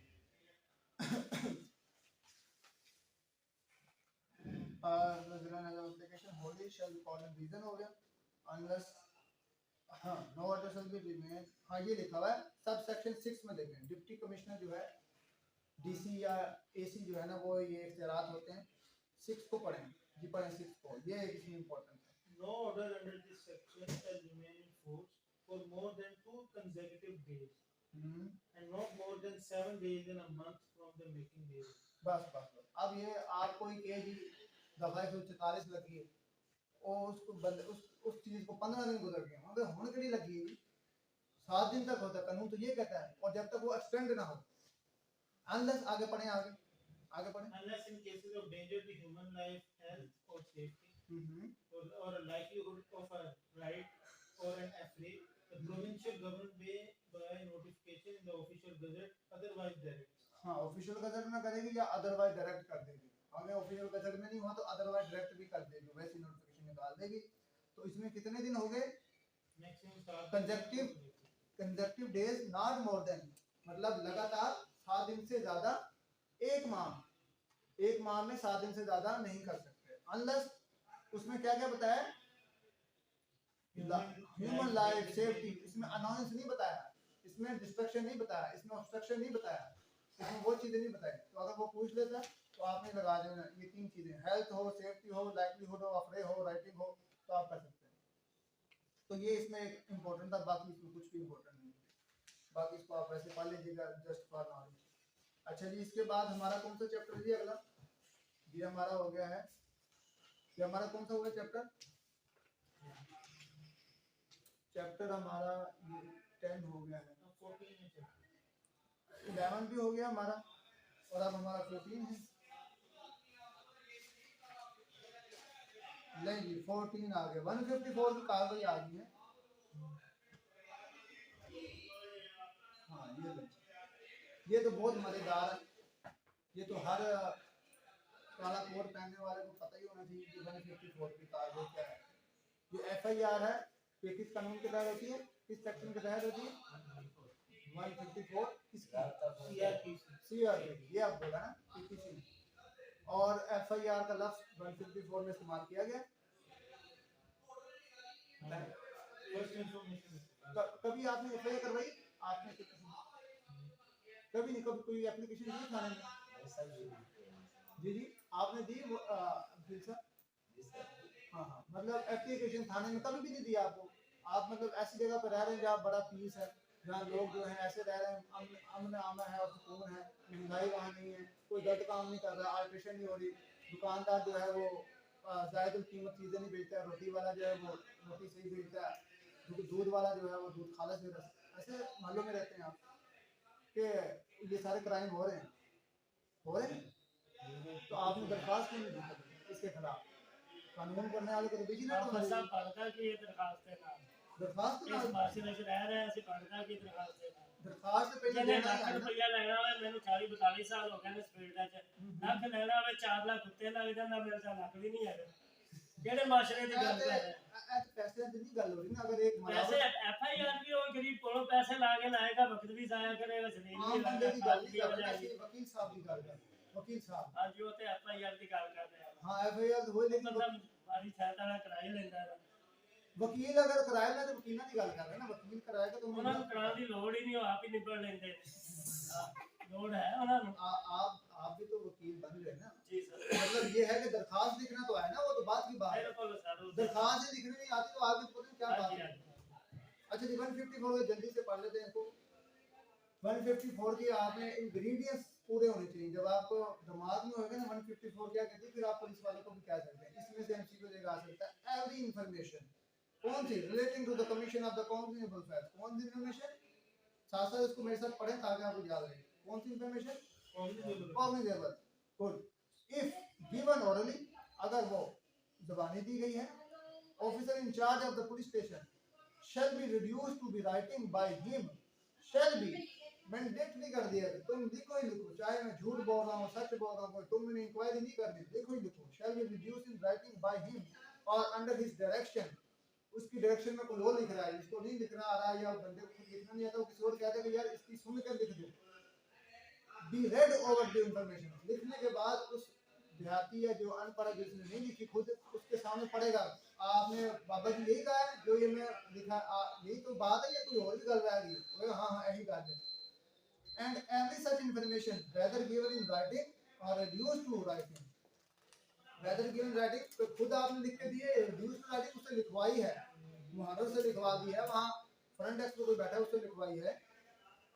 as aforesaid shall be signed by the person, उस बंदे के साइन या अंगूठा निशान सबत होना चाहिए, नीचे लिखा था अंगूठा निशान सबत कर, by the person giving it and the substance thereof shall be entered in the book, और जो उसने मतन लिखा है उसको किसमें kept in the book में करेगा। वो बुक कौन सी है? रजिस्टर नंबर 1, थाने का रजिस्टर नंबर 1 में FIR लिखी जाती है रपट नंबर लिखने के बाद। To be kept to such officer in the form provincial government prescribed. जैसे provincial government ने prescribe ये कर दिया कि जैसे online कर दिया है, कितना टाइम हुआ? 4:45 ठीक है, हमारे थोड़े रह गए इसमें, हो जाएगा हमारा।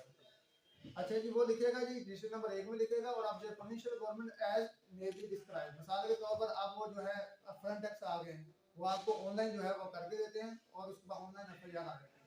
अब रजिस्टर नंबर 1 को जो है उन्होंने ऑनलाइन में कन्वर्ट कर दिया। अब रपट नंबर जो है लिखते हैं, वो रपट नंबर का अलग रजिस्टर होता है, तो इसको आपको पता होनी चाहिए। वो थाने के रजिस्टर चीज़ है, वो बाद में डिस्कस करेंगे कौन कौन से। इसके अलावा वो लिखा हुआ है कि जो 336 बी, 354, 354 ए, ये वो क्राइम है जो ह्यूमन मोडेस्टी से रिलेट करते हैं, ह्यूमन से रिलेट करते हैं। तो वो वाले क्राइम में लिखा हुआ क्या प्रोसीजर होगा? प्रोसीजर होगा कि वो कोई और बंदा आके बता सकता है, या वुमेन वहाँ घर में जाकर जो है वो उसकी कंप्लेंट लिख सकती है।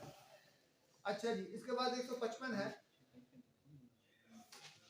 इसमें जो एफआईआर होती है, ये जो ड्यूटी बाउंड है, इसके अलावा एफआईआर की 5 कॉपियां बनती हैं, एक जो मजिस्ट्रेट के पास जाती है, एक एप्लीकेंट के पास जाती है, एक थाने में होती है, एक डीपीओ के पास जाती है, एक रजिस्ट्रार के पास जाती है, एक हाईकोर्ट भी जाती है। हाईकोर्ट भी यहाँ आपके पास एफआईआर एक आती है, प्रोसिक्यूशन ब्रांच भी जाती है एफआईआर, तो ये सारी बात जाती है। तो ये मेरे जस्ट इन्फॉर्मेशन है, ये कोई इंसाइक्लोपीडिया नहीं है कि इसमें सारा कुछ लिखा है। जैसे आपने कहा कि वहाँ एक बंदा कत्ल हुआ है और मुझे पता लगा, लिहाजा कार्रवाई की गई, इतने भी एफआईआर जरूरी नहीं था, आपने सारी इन्फॉर्मेशन वो बाद में सीनियर में लिखता है। अच्छा जी, एफआईआर दर्ज होगी, हर एफआईआर 5 जो लिख जाएगी। हाँ जाएगी ना, सबको बताना नहीं है। मजिस्ट्रेट के पास प्रोसिक्यूशन ब्रांच को पता लगेगा, डीपीओ को, एसपी को पता लगना है कि एफआईआर कटी है, सबको जवाब देंगे। इसका ऑडिट होता है, कितनी एफआईआर हुई है, कितनी का क्या रिजल्ट निकला। अच्छा 155 में लिखा हुआ है जो नॉन कॉग्निटिव ऑफेंस है उसमें क्या प्रोसीजर होता है? क्या पुलिस वाले कॉग्निटिव नॉन कॉग्निटिव ऑफेंस पे एफआईआर कर देते हैं? जैसे मैं बताता हूँ आपको, नॉन कॉग्निटिव ऑफेंस वो जो है मिलावट कर रहा है, ये नॉन कॉग्निटिव ऑफेंस है। तो क्या मैं वो ये मिलावट कर रहा, फुल तौर पर पकड़ो उसको, दूधी को, वो कहेगा भाई दिन एफआईआर नहीं कटती। हाँ आप ऐसा करें, अच्छी बात है, आपने क्राइम के बारे में बता रहे हैं, आप इलाका मजिस्ट्रेट को दरखास्त दें और कंप्लेन करें, फिर वो जाके वो वारंट निकालेगा, तो जैसे कहेगा हाँ हाँ पकड़ो पकड़ो इस मिलावटी को, जो मिलावट कर रहा है, फिर पुलिस वाले पकड़ेंगे, अरेस्ट करेंगे, लेकिन अरेस्ट वारंट के साथ, ठीक है। फिर वो दरख्वास्त देगा मजिस्ट्रेट को, मजिस्ट्रेट किस सेक्शन के तहत देगा? इसके तहत देगा 155 के तहत लिखा हुआ है इसमें, देखें ना, मजिस्ट्रेट को देगा। अच्छा जी, इसके बाद आ गया जी इन्वेस्टिगेशन शुरू होगी जी 156, ये हमारा चैप्टर 14 चल रहा है अभी। 156 में इन्वेस्टिगेशन है कॉग्निटिव ऑफेंस की, इन्वेस्टिगेशन शुरू हो जाएगी। पुलिस वाले ने एफआईआर काट दी, इसके बाद इन्वेस्टिगेशन शुरू हो गई। इन्वेस्टिगेशन शुरू होने के बाद तो मुकल का तफ्तीशी के पास जाएगी और वो इन्वेस्टिगेशन शुरू कर देगा। Any magistrate power under section 190 में such order investigation above mentioned, 190 के तहत मजिस्ट्रेट के पास इख्तियार है कि वो भी ऑर्डर करे, भाई स्टार्ट कर दो, जीरो कर दी स्टार्ट। अच्छा, इसके बाद investigation of the offence under section 295C, AMC को जा सकता है कि जो 295C का जो इन्वेस्टिगेशन है, एसपी के रैंक से बिलो इन्वेस्टिगेशन नहीं कर सकता। अगर कोई सब इंस्पेक्टर 295C का कोई मुकदमा आ गया है, उसकी इन्वेस्टिगेशन करता है, तो नल एंड वाइड करार दी जाएंगी। सुप्रीम कोर्ट तक मामले जाते हैं ऐसे, और लिखा हुआ देखें इरेगुलरिटी ये करते हैं ना, एसपी नहीं करता, तो वहां से दोबारा रिमांड हो जाते हैं सारे। Investigation against the women accused of the offence of जिना, जिना का लिखा हुआ है परमिशन ऑफ द कोर्ट के साथ करेंगे, नॉट बिलो द एसपी, इसमें भी एसपी के नीचे, जिना के उसमें भी एसपी के नीचे नहीं करेगा। ये दो एमसी को ला सकते हैं। 157 बताती है procedure where the cognitive offence is suspected. अब इसमें वो अगर सस्पेक्टेड है तो फिर क्या करना है, तो 157 के तहत वो ये करता है कि अपने एसपी को रिपोर्ट करता है और वहाँ बकुए के पास जाता है, बकुए में वहाँ जाता है, जब बकुआ पे जाता है, अपने आप को अपने सबऑर्डिनेट को भेजेगा, खुद जाएगा सचू, वो देखेगा कि देखेगा बकुए के अंदर सच्चाई है, फिर वो पर्चा काटेगा। अच्छा, फिर उसके बाद आ जाए आप 160 दफा 160 का जो है ना वो निकालते हैं, समन निकालते हैं जी। आप थाने में आए, हमने आपसे पूछताछ करनी है, तो 160 के तहत बुलाते हैं पुलिस वाले। जैसे कोई एक को बुला ले, भाई तुम आओ, तुमने थाने में आकर पूछताछ करनी। Any police officer making investigation under this chapter may by order in writing require attendance before the himself or any person before within a limit of any urgent station from the information given, otherwise appear to be acquainted with circumstances of the case. उसको हालात वाक़यात के बारे में पता है, activities है उसके बारे में पता है, तो वो 160 के तहत हो गए आओ पुलिस, और 161 के तहत उसका बयान कलमबंद करेगा। 161 में उसका बयान कलम 161 का बयान 161 का बयान प्रकार करा, वो इसके तहत होता है examination of the witness by the police. ये पुलिस के पास ये वास्ट इख्तियार है, वो किसी को भी 161 के तहत एज अ विटनेस वो इंक्वायर कर सकते हैं, किसी को भी उसको लगता है ये इससे वकूए से रेलिवेंट है, या वकूए से रेलिवेंट नहीं, इसकी गवाही जो है वकूए को जो है ना कहीं जो है वो उसको ठोस करेगी, तो वो उसको 161 के बयान में ले सकता है। Any police officer making an investigation under this chapter or any police officer not below the rank of provincial government may be given special order prescribed may examine orally any person supposed to be acquainted with the facts and circumstances of the case, examine orally। अब ये आगे इसमें orally, अब इसमें जो बात है ये इसका 3 में देखें, 3 में लिखा हुआ है, इसकी सब क्लास सही है। पुलिस ऑफिसर में रिड्यूस इनटू राइटिंग, उसकी जो बयान होगा उसको कलमबंद करेगा। Any statement made him to in the course of examination under the section if it does not shall make separate record of the statement of each person who statement is recorded, reduce करेगा। अच्छा जी, अब ये जो है ना हमने कहा 161 के बयान हम जब देते हैं पुलिस वालों को, कहते हैं साइन कर दो मुखरा ला दो, not need to be sign, not need to be fingerprint, हमें प्रश्न की कोई जरूरत नहीं है। लेकिन लिखा हुआ है किसके तहत 162 के तहत, लेकिन बड़ी सी खराबी हो रही है पुलिस के सामने कोई भी रिकॉर्ड उसकी कोई वैल्यू नहीं, चाहे अंगूठा भी लगा दिया कोई जरूरत नहीं, लेकिन वो लगवाते हैं अपनी पूरी कर रहा है, शौक पूरा कर रहा है, उसको बड़ा शौक है लगवाने की, कोई जरूरत नहीं। 162 के तहत statement to the police not to be sign use of such statement in evidence के तौर पर पेश नहीं होती। जब आप प्रैक्टिस में आएंगे पता लगेगा कि हम सारा का सारा जो उस पर रिलाई कर रहे होते हैं पुलिस रिपोर्ट में, लॉ कहता है कि उसका एविडेंस के तौर पर नहीं, बस वैसे ही एक बार देखने को, बाकी दोबारा गवाहों को बुलाया जाता है, जब वो अदालत में देते हैं ना गवाह, वो वाली जो गवाही उनकी मान जाती है, जो उससे पहले 10 सफे लिख दिया पुलिस वाले ने, वो इसकी मान जाती है। हाँ, कोलैबोरेट करने के लिए 161 का बयान सिर्फ कोलैबोरेट करने के लिए होता है, पहले तुम ये कह रहे थे अब तुम ये कह रहे हो, इस बना पर भी उसकी गवाही को झूठा सच्चा नहीं कर सकता, उस वक्त उसको कुछ और था कुछ और हो रहा है। अच्छा जी, no inducement to be offer no police officer any person in authority. अच्छा ये आ गया जी 163, ये कहता है कि कोई भी पुलिस वाला अगर कोई प्रॉमिस या सीक्रेसी करके उसको कहता है ये वाली गवाही दो, मैं तुम्हें ये प्रॉमिस करता हूँ ये करता हूँ, तो उस तरह की गवाही को नहीं माना जाएगा।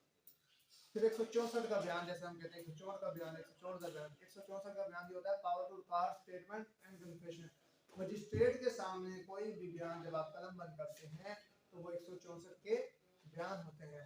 जब गवाही हमारी अदालत के सामने हम अपने गवाहान शहादत को जब स्टेटमेंट रिकॉर्ड कराते हैं वो भी 164 होता है। अगर कोई कन्फेशन करना चाहता है बिफोर द मजिस्ट्रेट तो वो 164 के तहत लिखेगा, इसके अंदर प्रोसीजर सारा लिख दिया। ठीक है जी। उसके बाद आगे आ जाते हैं 164 बी में डीएनए टेस्ट के बारे में बताया गया, कब दिए किसकी इजाजत होगी। 165 search by the police officer, police officer जो है वो सर्च कैसे कर सकता है, इसका रूल लिखा आगे ये आ रहा है 157 पे आ रहा है 167 में जो रिमांड के बारे में बताता है। सुना ना रिमांड के बारे में, रिमांड पुलिस ने जो है जिस्मानी रिमांड के लिए जो है वो परवेज लाइफ को ले गए या कोई भी जिस्मानी रिमांड, तो 167 के तहत वो जिस्मानी रिमांड मांगने आता है। तो ये लिख रहा है कि अगर 24 घंटे के अंदर आपकी इन्वेस्टिगेशन पूरी नहीं हुई तो आप जो है पुलिस वाला जो है मजिस्ट्रेट के सामने किस सेक्शन के तहत पेश करेगा बताएं। 167 नहीं 24 घंटे के अंदर मजिस्ट्रेट के सामने पेश करना है और ड्यूटी बाउंड किस सेक्शन के तहत हमने पढ़ा था, मैंने कहा बार 61। हाँ गुड 61 के तहत पेश करेगा। पेश तो कर दिया, किस लिए पेश कर रहा है, रिमांड के लिए, वो 167। Whenever any person is arrested and detained in custody and appear that in the investigation cannot be completed within the period of the 24 hours fixed by section 61 and there are the ground for believing, ये line जो है इसको underline कर लें, there are the ground for believing that the acquisition, जो उस पर acquisition लगाई गई है, इल्जाम लगाया, और इंफॉर्मेशन इज वेल फाउंडेड, मतलब ठोस सबूत पर मबनी है, the officer in charge of police station or the police station making investigation if it is not below the rank of sub inspector, देखो लिख दिया सब इंस्पेक्टर के बगैर कोई भी आया ना रिमांड लेने, तो मैं ये कौन है, कोई जज ऐसे ख्याल करेंगे जब वापस प्रॉपर जो है बंदा है, ये कौन आ गई, उसको फिर उसकी झाड़ पूछ हो देती है। Making in not below the time shall forthwith transmit to the nearest magistrate a copy of entries in the diary, जो कॉपी रपट उसने लिखी है, जो एफआईआर है, वो मिसल बना के लेके आएगा। Herein prescribed relating to the case and shall at the same time forward the accused to the magistrate, और साथ मजिस्ट्रेट को भी साथ फॉरवर्ड कर देगा, उसके सामने मजिस्ट्रेट में पेश कर देगा। The magistrate to whom an accused person is forward under this section may, whether he has or has not jurisdiction to try the case, from time to time to authorize the detention the accused in such a custody as a such magistrate think fit for a term, ये था not exceeding 15 days। ये एक MCQ आ सकता है कि कितने दिनों का रिमांड होता है, कितने, तो हम तो कहते हैं 14 दिन का रिमांड, 14 दिन का रिमांड दे सकते हैं। वो दोबारा आती है ना, संडे दिन आते हैं। संडे, अगर संडे बीच में नहीं फिर अच्छा आ ही जाना, वो भी है इसमें ये कि जिस दिन वो पेश कर रहा है ना, वो दिन भी कंसीडर किया जाता है। 14 दिन का तो लेके जा रहा, तो उस दिन भी तो उसके पास ही था, तो वो वाला दिन बाद में डाल के 15 दिन होता है, तो इसलिए हम 14 दिन में 15 दिन का तो वो दे सकता है, लेकिन वो इसलिए ले रहा था एक दिन का तो उसने इस्तेमाल कर लिया ना, इसलिए वो 14 दिन इसलिए कहते हैं उसको। If he is not jurisdiction to try the case, अगर jurisdiction नहीं है तो send it for trial and consider further detention unnecessary, he may be the accused to forward to the magistrate having jurisdiction, जिसके पास jurisdiction है वो उसके पास पेश कर देगा। Provided no magistrate of the third class and no magistrate of the second class not specifically empowered in this behalf provincial government detained in the custody of the police, the magistrate जो है first class second class जो है वो not specifically power, उसके पास इख्तियार नहीं, इख्तियार Laka magistrate के पास। A magistrate authorized under this section detention in the custody of the police shall record his reason for doing so, जब वो रिमांड देगा तो उसके रीजन के साथ देगा, मैं क्यों कर रहा हूँ जी, मैं इसलिए हमें जो है ना वो दे रहे हैं, पुलिस वाले कहते हैं हमें इसलिए चाहिए कि हमने इससे बरामदगी करवानी है, हमने इसे रिकवर कराना है, तो वो उसको स्टेप वो हाफ हाफ करके दे, 2 दिन 3 दिन 4 दिन हमेशा इकट्ठा नहीं देते, ये आपको पता ही है। अच्छा ये इसके बाद सारा बस इसमें मकसद ये है कि बस बने, इसके बाद 168 report of investigation by subordinate officer release, ये देखें 169 ये है पुलिस वालों, ये जितने भी 279 का भी हुए थे ना पर्चे, तो वो कहते हैं यार इधर से छोड़ दे यार, पुलिस वाले कहते हैं हमारे पास हमें तुम्हारे पास इख्तियार है 169 का, तुम इसको छोड़ सकते हो, किस पर, बॉन्ड पे, ये रिलीज कर रहा, डिस्चार्ज नहीं कर रहा, रिलीज डिस्चार्ज इक्विटल तीनों में फर्क है, पुलिस वाला रिलीज कर सकता है, इक्विटल नहीं कर सकता, मजिस्ट्रेट डिस्चार्ज कर सकता है, इक्विटल नहीं कर सकता, बस अभी यही ये भी रिलीज करेगा, क्या जी 169 पड़ेगा। If upon an investigation and review, it appears to the officer in charge of the police station or to the officer making the investigation that there is no sufficient evidence or reasonable ground of suspicion to justify the हाँ तो forwarding भाई वो पर्चा तो हो गया, warden काट के चला गया है, हमने जो पकड़ा है तो बोचा है फलाना ढिमकाना, इन्वेस्टिगेशन अफसर के पास आया, उसने देखा यार सफिशिएंट एविडेंस तो है ही नहीं, सिर्फ कागज और रुका दे रहे हैं, थोड़ा गया था हम अभी जाके इन्वेस्टिगेट करानी, तो वो देख रहा है कि नहीं है, तो मजिस्ट्रेट तो क्या करेगा जी, हाँ हाँ जी जस्टिफाई नहीं है जी, एविडेंस नहीं है, क्या करेगा, the forwarding the accuse to the magistrate, हाँ हाँ such officer shall, if such person is in custody, release him on his बस ये था, release him on his executing warrant release कर, लेकिन फिर भी वो इलाका मजिस्ट्रेट के सामने पेश हो रहा है, तुसी ऐसा करना, तो जो सुबह तुसी 8 बजे आना, सिर्फ हाजिर लवानी, वो 8 बजे ये है कि वो मजिस्ट्रेट के सामने पेश करना, उसने मजबूरी है उसकी, इतने इख्तियार नहीं दिए हुए, घर पर इतना छोड़ सकता, रिलीज कर दिया, सुबह कहेगा मैंने इसको रिलीज किया था, सफिशिएंट ग्राउंड नहीं थी, तो लिहाजा वो मजिस्ट्रेट भी एग्री कर सकता, हाँ ठीक है, हो गया ठीक है, इसको छोड़ दो। आगे क्या है जी, विदाउट श्योरिटी, विद और विदाउट श्योरिटी दोनों कर सकता है, श्योरिटी के बगैर भी और वैसे भी, ऐसा ऑफिसर में direct to appear if when so required before a magistrate empowered to take cognizance, उसके सामने पेश करेगा on police report and try the accuse send him for trial, अगर वो देखेगा कि सफिशिएंट ठोस ग्राउंड है, कि सफिशिएंट एविडेंस और रीजनेबल ग्राउंड है कि ये फिट फॉर ट्रायल है, तो फिर वो ट्रायल के लिए इसको शुरू कर देगा।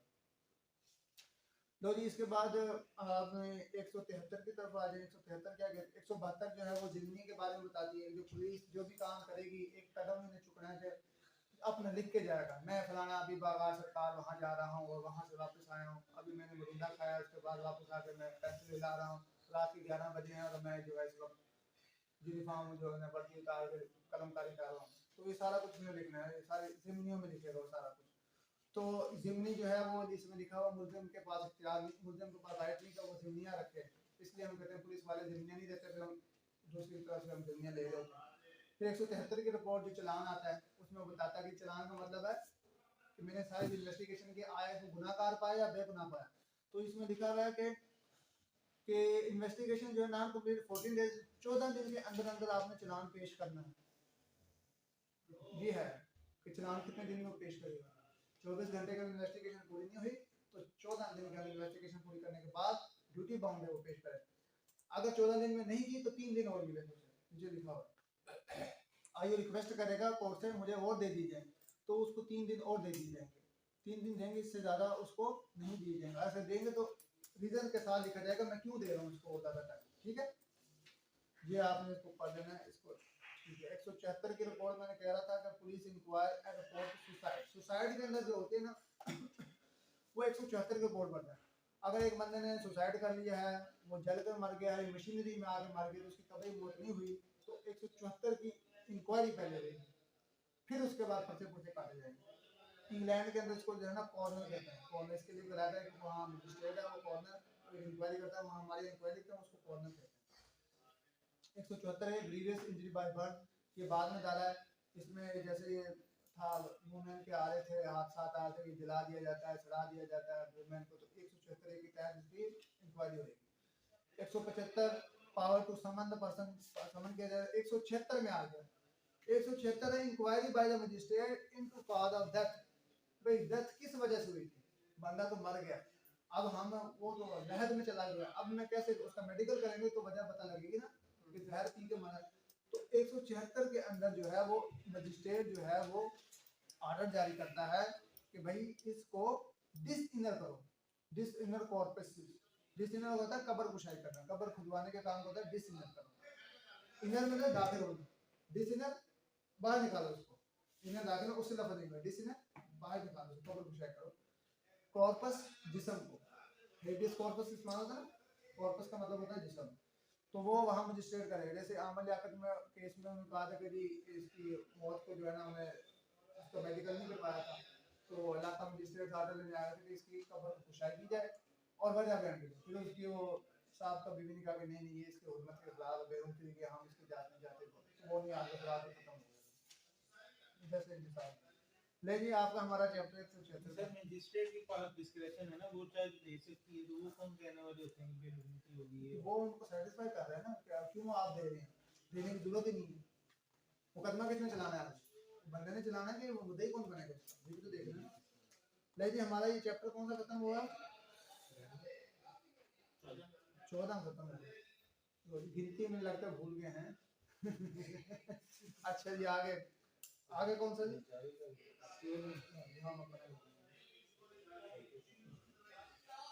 आप भी ला गए किस स्टूडेंट ने जी सर। चलो, तो ये चैप्टर सिलेबस पूरा करके जाएंगे, अभी जाना है वैसे आपने? सर टाइम हो गया, ऑफिस जाना है। अच्छा अच्छा ठीक है, 4 बज गए, चलो इसको हम जल्दी से खत्म करते हैं। अच्छा जी इसके बाद 4 सेक्शन है, फटाफट से इनको मैं बस बताता हूँ कि कंप्लेन इस्तगासा जो है, प्राइवेट इस्तगासा, प्राइवेट कंप्लेन दफ़ा 200 निकाल लें। 200 के अंदर बता रखा है कि प्राइवेट कंप्लेन, हमने कंप्लेन की डेफिनेशन वहाँ पढ़ ली है, ओरली भी हो सकती है, रिटर्न भी हो सकती है, अलाका मजिस्ट्रेट को देनी है, अननोन पर्सन के खिलाफ भी हो सकती है, नॉन पर्सन के खिलाफ भी हो सकती है। सारा मैं ना डेफिनेशन से पढ़ रहा हूँ, यहाँ नहीं लिखा हुआ डेफिनेशन कंप्लेन से पढ़ गया।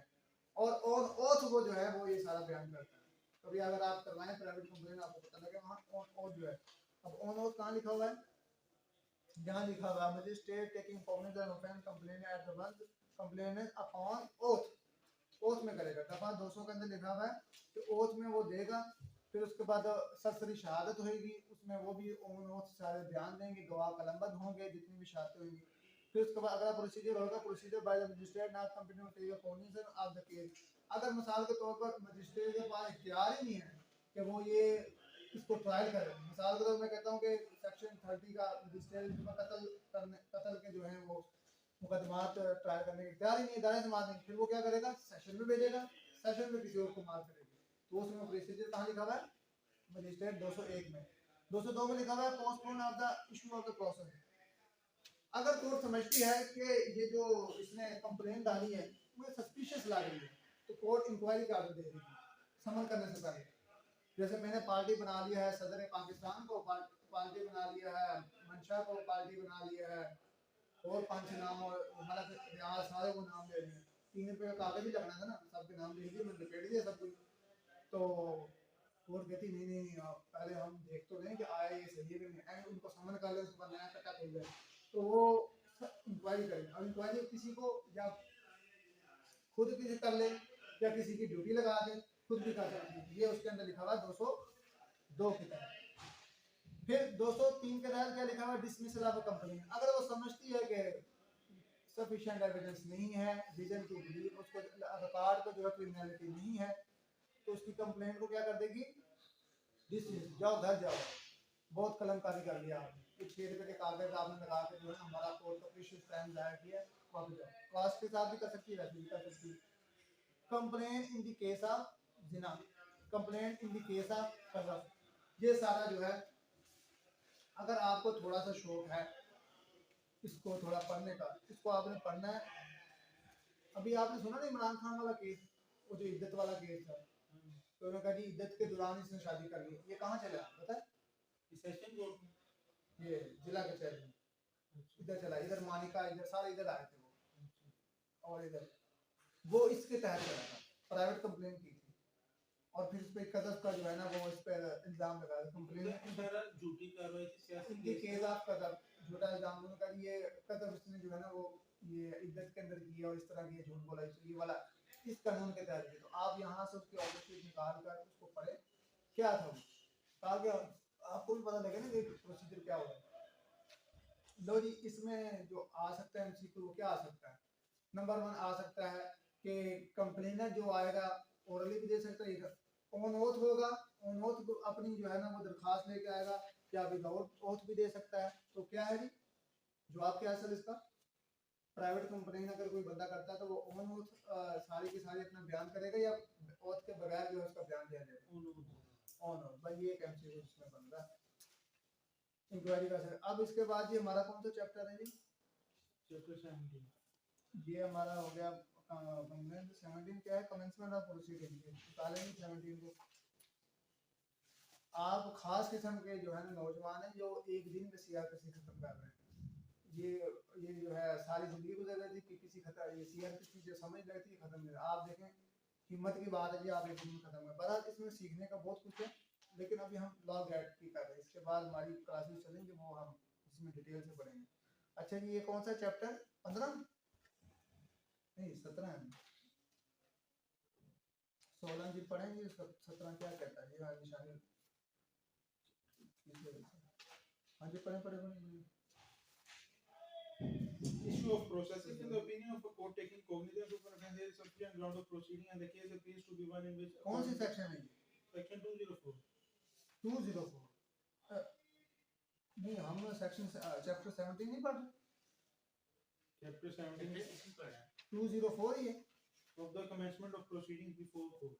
ठीक है ठीक है ठीक है ठीक है, चलें जी पढ़ें। क्लास हो गई। हाँ ये टाइम लगेगा सर, कितनी देर और लगेगी? ये बस अब खत्म हो गया, बस अब बेल के बारे में बताना है, इसके बाद वही 15 मिनट लगेंगे। हाँ, इशू ऑफ द प्रोसेस। आज कमेंसमेंट ऑफ ट्रायल क्या होता है, अभी आपने देखी जी मिसाल एफआईआर हो गई है, चालान सबमिट हो गया, अब होगा कमेंसमेंट ऑफ एफआईआर, वो इशू ऑफ प्रोसेस इशू के समझ जा रही होंगे, आओ जी बुलाओ आ जाओ, आओ ट्रायल शुरू करते हैं। पार्टी में बुलाया जाएगा, ऐसी बात है, बुला कर फिर उसके बाद जो है 4 फ्रेम होगा, फिर 4 फ्रेम करने के बाद जो है 4 फ्रेम करने से पहले वो जो है इसमें लिखा हुआ है कि कापियाँ जो हैं मुल्ज़म को दी जाएंगी, तो वो पढ़े तो सही मेरे खिलाफ लगा क्या हुआ है, पुलिस वालों ने क्या लगाया मेरे खिलाफ, तो उसको विदाउट फ्री ऑफ कॉस्ट जो है वो कापियाँ सारी दी जाएंगी, जिसमें वो 173 की रिपोर्ट होगी, 161 के बयान होंगे, एफआईआर होगी, नक्शा प्लान होगा, ये सारे सो उसको दी जाएंगे। उसके साथ इनके बाद जो है फिर 4 फ्रेम होगा, ये सारा उसमें लिखा हुआ है। तो अब इसमें इशू प्रोसेस हुआ, मजिस्ट्रेट में dispense with personal attendance of accuse. Accuse की हाजिरी जो है वो जरूरी है, अक्यूज ने हर बार हर पेशी पे आना है। डिस्पेंस है, हाँ डिस्पेंस का मतलब इस्तेशना अगर हासिल करना है तो वो एक एक्सेप्शनल केस में है, वैसे उसके अक्यूज की हाजिरी जो है वो जरूरी है। जैसे मैं पढ़ता हूँ wherever a magistrate issue a summons he may if he sees reason to do dispense with personal attendance। Dispense का मतलब होता है कि रिक्वेस्ट करने के लिए मेरी हाजिरी को इस्तेशना किया जाए। तो dispense with the person of the accuse the permit him to appear by his pleader, उसने कहा कि परमिट कर देगा अपने वकील के बिहाफ पे आप वकील आ सकते हैं। लेकिन वो but the magistrate inquiring to trying the case में डिस्क्रेशन है at any stage of proceeding direct the personal attendance of the accused if necessary enforce attendance manner him before। अगर वो समझे कि इसकी अक्यूज की जो है वो प्रेजेंस जो है वो नेसेसरी है तो उसको बुला भी सकता है। लो जी, ये शुरू में जो है ना इसका जो है ना वो लिख दिया कि कमेंसमेंट, अब ये खत्म हो गया। अब आ जाते हैं डायरेक्ट आ जाए बेल पे, बेल पे आ जाए 497 पर 496 97 98 बस ये तीन है, ये तीन है। लेकिन इस तीन के ऊपर वकालत जो है सारी चल रही होती है। दो जी निकालेंगे 496 निकालें। Bail, in what cases bail to be taken? When any person other than a person accused of a non-bailable offence is arrested or detained without warrant by an officer in charge of a police station or appear or is brought before a court and is prepared at any time while in the custody of such officer or at any stage of the proceeding before such court to give bail। हाँ, अब ये जो bailable offences में हम लगाते हैं ये वाली लगाते हैं। पहली बात तो इसमें लगाने की जरूरत नहीं पड़ती, बेलेबल ऑफेंस अगर लगानी तो 496 के तहत जो है ना वो हम लगाते हैं।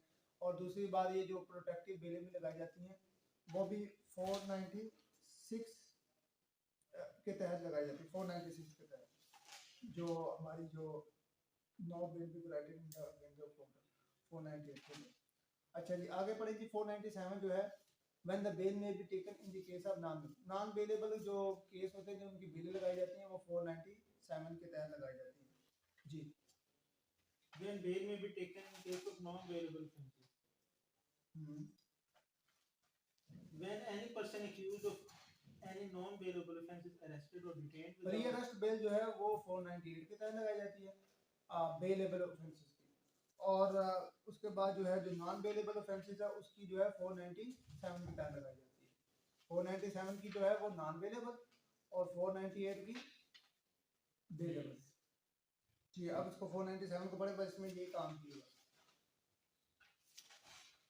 when any person accused of any non-bailable offence is arrested or detained without warrant by an officer in charge of a police station or appears or is brought before a court, he may be released on a bail, but he shall not be so released if there appear reasonable ground for believing that he has been guilty of an offence punishable with death or imprisonment for life or imprisonment for 10 years, provided that the court may direct that any person under the age of 16 years or any woman or any sick or any देखिए मैं इसको बता देता हूँ। मैं ऐसे आपको तीन चीजें इसके अंदर। नंबर 1 ये है कि कब नॉन बेलेबल ऑफेंस में बेल ग्रांट की जाएगी, वो क्या रीजन है। नंबर 1 अगर तो वो प्रोहिबिटरी क्लॉज में फॉल नहीं करता। What is the prohibitory clause? Prohibitory clause prohibit किया गया है जिसमें जिन ऑफेंसेस की सजाएं जो है वो 7 साल से ज्यादा हैं वो जो है प्रोहिबिटरी क्लॉज में आती हैं। वो इसमें बता दिया गया है, ये इसमें इसके अंदर आई हुई है shall not be expended when provided if the appear shall be record release and accused hardened previously convicted apply provided no such person accused shall not be bail and accused statutory ground release and हाँ इसकी provided for the person accused of offence offense shall not be released unless the prosecution has been noticed to be ठीक है। may direct any person under 16 years जो होगी expect where the order of opinion है trial court consigned omission accused being accused detained continue 1 year when accused punished with death and detained offence continues exceeding 2 years ये हो गया previously convicted hardened criminal death penalty. हाँ ये proviso 4 के अंदर लिखा पड़ा है कि अगर कोई बंदा जो है उसकी वो डेथ पेनल्टी या 7 साल से जो सजाएं हैं वो उसमें अगर फॉल करता है तो प्रिवेंटिव क्लास में उसको बेल जो है नहीं दी जाएगी, हाँ एक्सेप्शनल केस में दे दी जाएगी, ये एक जनरल रूल है। फिर इसके अलावा अगर वो बच्चा है तो उसको जो है बेल दी जा सकती है, अगर वो वुमेन है उसको बेल दी जा सकती है, ये एक जनरल रूल है। अगर उसमें वो संगीनियत बहुत ज़्यादा है तो रिजेक्ट भी की जा सकती है। अब इसके अलावा एक प्लीज यदि मामला फर्दर इंक्वायरी का है, आपने सुना होगा मामला फर्दर इंक्वायरी का है, ये है 497 सब क्लास 2 के तहत के मामला फर्दर, अगर वो देखता है कि रीजन के जो इसमें जो मामलात हैं वो ट्रायल बेस पे हैं, प्रेमा फशाई जो है ना, ये लग रहा है कि पुलिस की मैलाफर्डी नजर आ रही है, कंप्लेनर की मैलाफर्डी नजर आ रही है, तो मामला फर्दर इंक्वायरी का मतलब ये होता है कि ट्रायल की में साबित किया जाएगा तो अभी इसको बेल दे दो, अभी अगर इसको अंदर रखना इतना जरूरी नहीं है, और अंदर रखेंगे तो इसको इसकी इज्जत पर भी दाग आ रहा है, और लिहाजा ऐसा लग रहा है कि ये केस जो है बन नहीं रहा, लेकिन ये बन नहीं रहा, ये तो ट्रायल में साबित होना, लिहाजा अभी इसको बेल ग्रांट कर दी जाए। तो ये टू जो है इसको आप पढ़े, मैं पढ़ देता हूँ। If it appear to such officer or court at any stage of the investigation, inquiry or trial as the case may be, there are not reasonable ground for believing, there are not reasonable ground for believing that the accused has committed a non-bailable offense, but there are a sufficient ground for further inquiry into his guilt. The accused shall, pending such inquiry, be released on bail. उस जब तक inquiry जब तक pending है उसको bell release कर दिया जाएगा, ऑन बेल रिलीज किया जा रहा है, ना कि इक्विट किया जा रहा है। At the discretion of such court on execution by him of the bond without surety of his appearance as herein provided, वो श्योरिटी बॉन्ड पे कर दे या श्योरिटी के बगैर कर दे, उसकी डिस्क्रेशन है। अब एक बेल होती है, हम स्टैट्यूटरी ग्राउंड पे बेल लगाते हैं, वो क्या, वो एक प्ली होती है, वो क्या है कि अगर ये जो है 497 ये सब सेक्शन 1 की Clause A, who being accused for any offence not punishable with death had been detained for such offence continuous proceeding 1 year for women, or in the case of women 66 है, कह रहा जी ऐसा जुर्म जो death penalty के अलावा जो सजाएं हैं उसका 1 साल से वो कंटिन्यू ट्रायल शुरू नहीं हुआ, ट्रायल जो है वो खत्म नहीं हुआ, ट्रायल खत्म, ट्रायल का मतलब उसका केस जो है वो सारा उसका ट्रायल की स्टेज सारी मुकम्मल नहीं हुई, तो 1 साल से अंदर जेल में सड़ रहा है, तो इस ग्राउंड में कि भाई मैं तो 1 साल हो गया मैंने ट्रायल नहीं खत्म, तो बेल दी जाएगी, इस ग्राउंड पे उसको स्टैट्यूटरी ग्राउंड पे बेल ग्रांट की जाएगी। अगर वो औरत है, अगर उसको 6 माह हो गए तो उस 6 माह के बाद वो ये इस प्ली पर बेल लगा सकती है। और अगर when the being accused of offence punishable with death, ये डेथ के अलावा थे, अगर पनिशेबल विद डेथ है और अगर पर्सन है मेल है, अगर उसको 2 साल हो गए जेल में पड़ा हुआ है तो इस ग्राउंड पे बेल लगा सकता है, और अगर वुमेन है डेथ पेनल्टी वाली सजाओं में कत्ल में तो फिर उसको 1 साल अगर हो गया अगर जेल के अंदर तो स्टैट्यूटरी ग्राउंड में वो बेल लगा सकती है। वो आगे बात है कि एक्सेप्ट होनी नहीं होनी, लेकिन कानून उसको कह रहा है। तो ये इसके अंदर जो है ये लिख दिया। उसके बाद लिखा हुआ है कि जब भी अगर वो बेल देंगे 497 के तहत तो उसमें जो है वो रीजन रिकॉर्ड करेगा। फिर उसके बाद लिखा हुआ है प्रोवाइडेड, ये 3 प्रोवाइजो आपने पढ़ लेनी है। नंबर 1 प्रोवाइजो लिखा हुआ कोर्ट में direct any person under the age of 16, अगर वो वुमेन है, सिक है, इन्फर्म है, पर्सन है, बूढ़ा है, बीमार है, तो उस बिना पर उसको बेल दे दी जाएगी। अगली प्रोवाइजो है कि accused of an offense or further shall not be released on bail unless the prosecution has been given notice, notice दिए बगैर, प्रोसिक्यूशन को सुने बगैर बेल नहीं दी जाएगी। No one be condemned unheard, बगैर सुने उसको सजा दूसरी पार्टी को सुना जाएगा, उसके बगैर इसको बेल नहीं दी जाएगी। तीसरी प्रोविजन क्या कहती है, further that the court shall except where it is of the opinion that the delay in the trial of the accused has been occasioned by the act and omission of the accused and other person acting on his behalf, that any person shall be released on bail. अगर लिया जाए tactics किए जा रहे हैं इसको delay करने के प्रोसिक्यूशन में, तो इस बुनियाद पर भी वो बेल दे सकता है। अब ये देखना है कि आया ये वाली जो एडजर्नमेंट डल रही है ये प्रोसिक्यूशन की वजह से डल रही है या अक्यूज की वजह से डल रही है। अक्यूज नहीं आ रहा, अक्यूज के गवाह नहीं आ रहे, प्रोसिक्यूशन के वकील नहीं आ रहे, तो फिर इस बना पर वो बेल लगा सकता है। तो 497 के तहत कौन से ऑफेंसेस में हम बेल लगाते हैं, जो बेलेबल है, नॉन बेलेबल है, नॉन बेलेबल। हाँ। तो और उसके बाद जो बेलेबल ऑफेंसेस है उसको किस कानून सेक्शन के तहत लगाते हैं, 498 के तहत हम बेल लगाते हैं। प्री अरेस्ट जो है ना 498 के तहत लगाते हैं। तो ये हमारा बेल में ये 2 थी, बाकी इसके अंदर वो लिखा हुआ है कि वो बॉन्ड देगा, अगर वो बॉन्ड जो है वो जो श्योरिटी बॉन्ड देगा, अगर वो देखता है कि श्योरिटी बॉन्ड जो है फेक है या मुकम्मल नहीं किया तो उसको रिजेक्ट भी किया जा सकता है।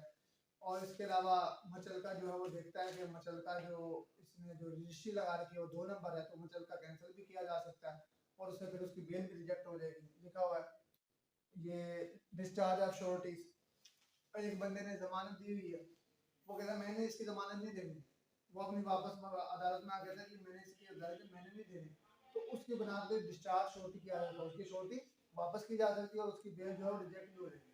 The section 498 post arrest bail के लिए किसकी वाले section 498 CRP नहीं, ये जो प्री अरेस्ट जो है वो लगती है 498 के तहत बेलेबल ऑफेंसेस में।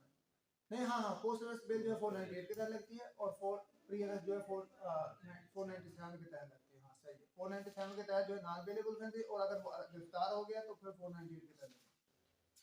अच्छा जी, ये हमारा मुकम्मल हो गया, बाकी आप देख लीजिएगा इसमें ये जो है मैंने बताइए जो उसको वो डिस्चार्ज कर सकता है, वो अपनी छोटी को ले सकता है, वो खत्म किया जाता है। post arrest और pre arrest करके भी पूछ सकता है वो किसी। हाँ, ये इस तरह पूछ सकता है, मामला फर्दर इंक्वायरी का है, ये किस करार में पूछा है। हाँ, स्टैचुटरी ग्राउंड पे जो है डेथ पेनल्टी पर कितने साल अंदर रहेगा तो वो भी लगा सकता है। अगर डेथ पेनल्टी वाली सजाएं हैं तो कितने साल अंदर उसको जेल में हो तो फिर वो लगा सकता है।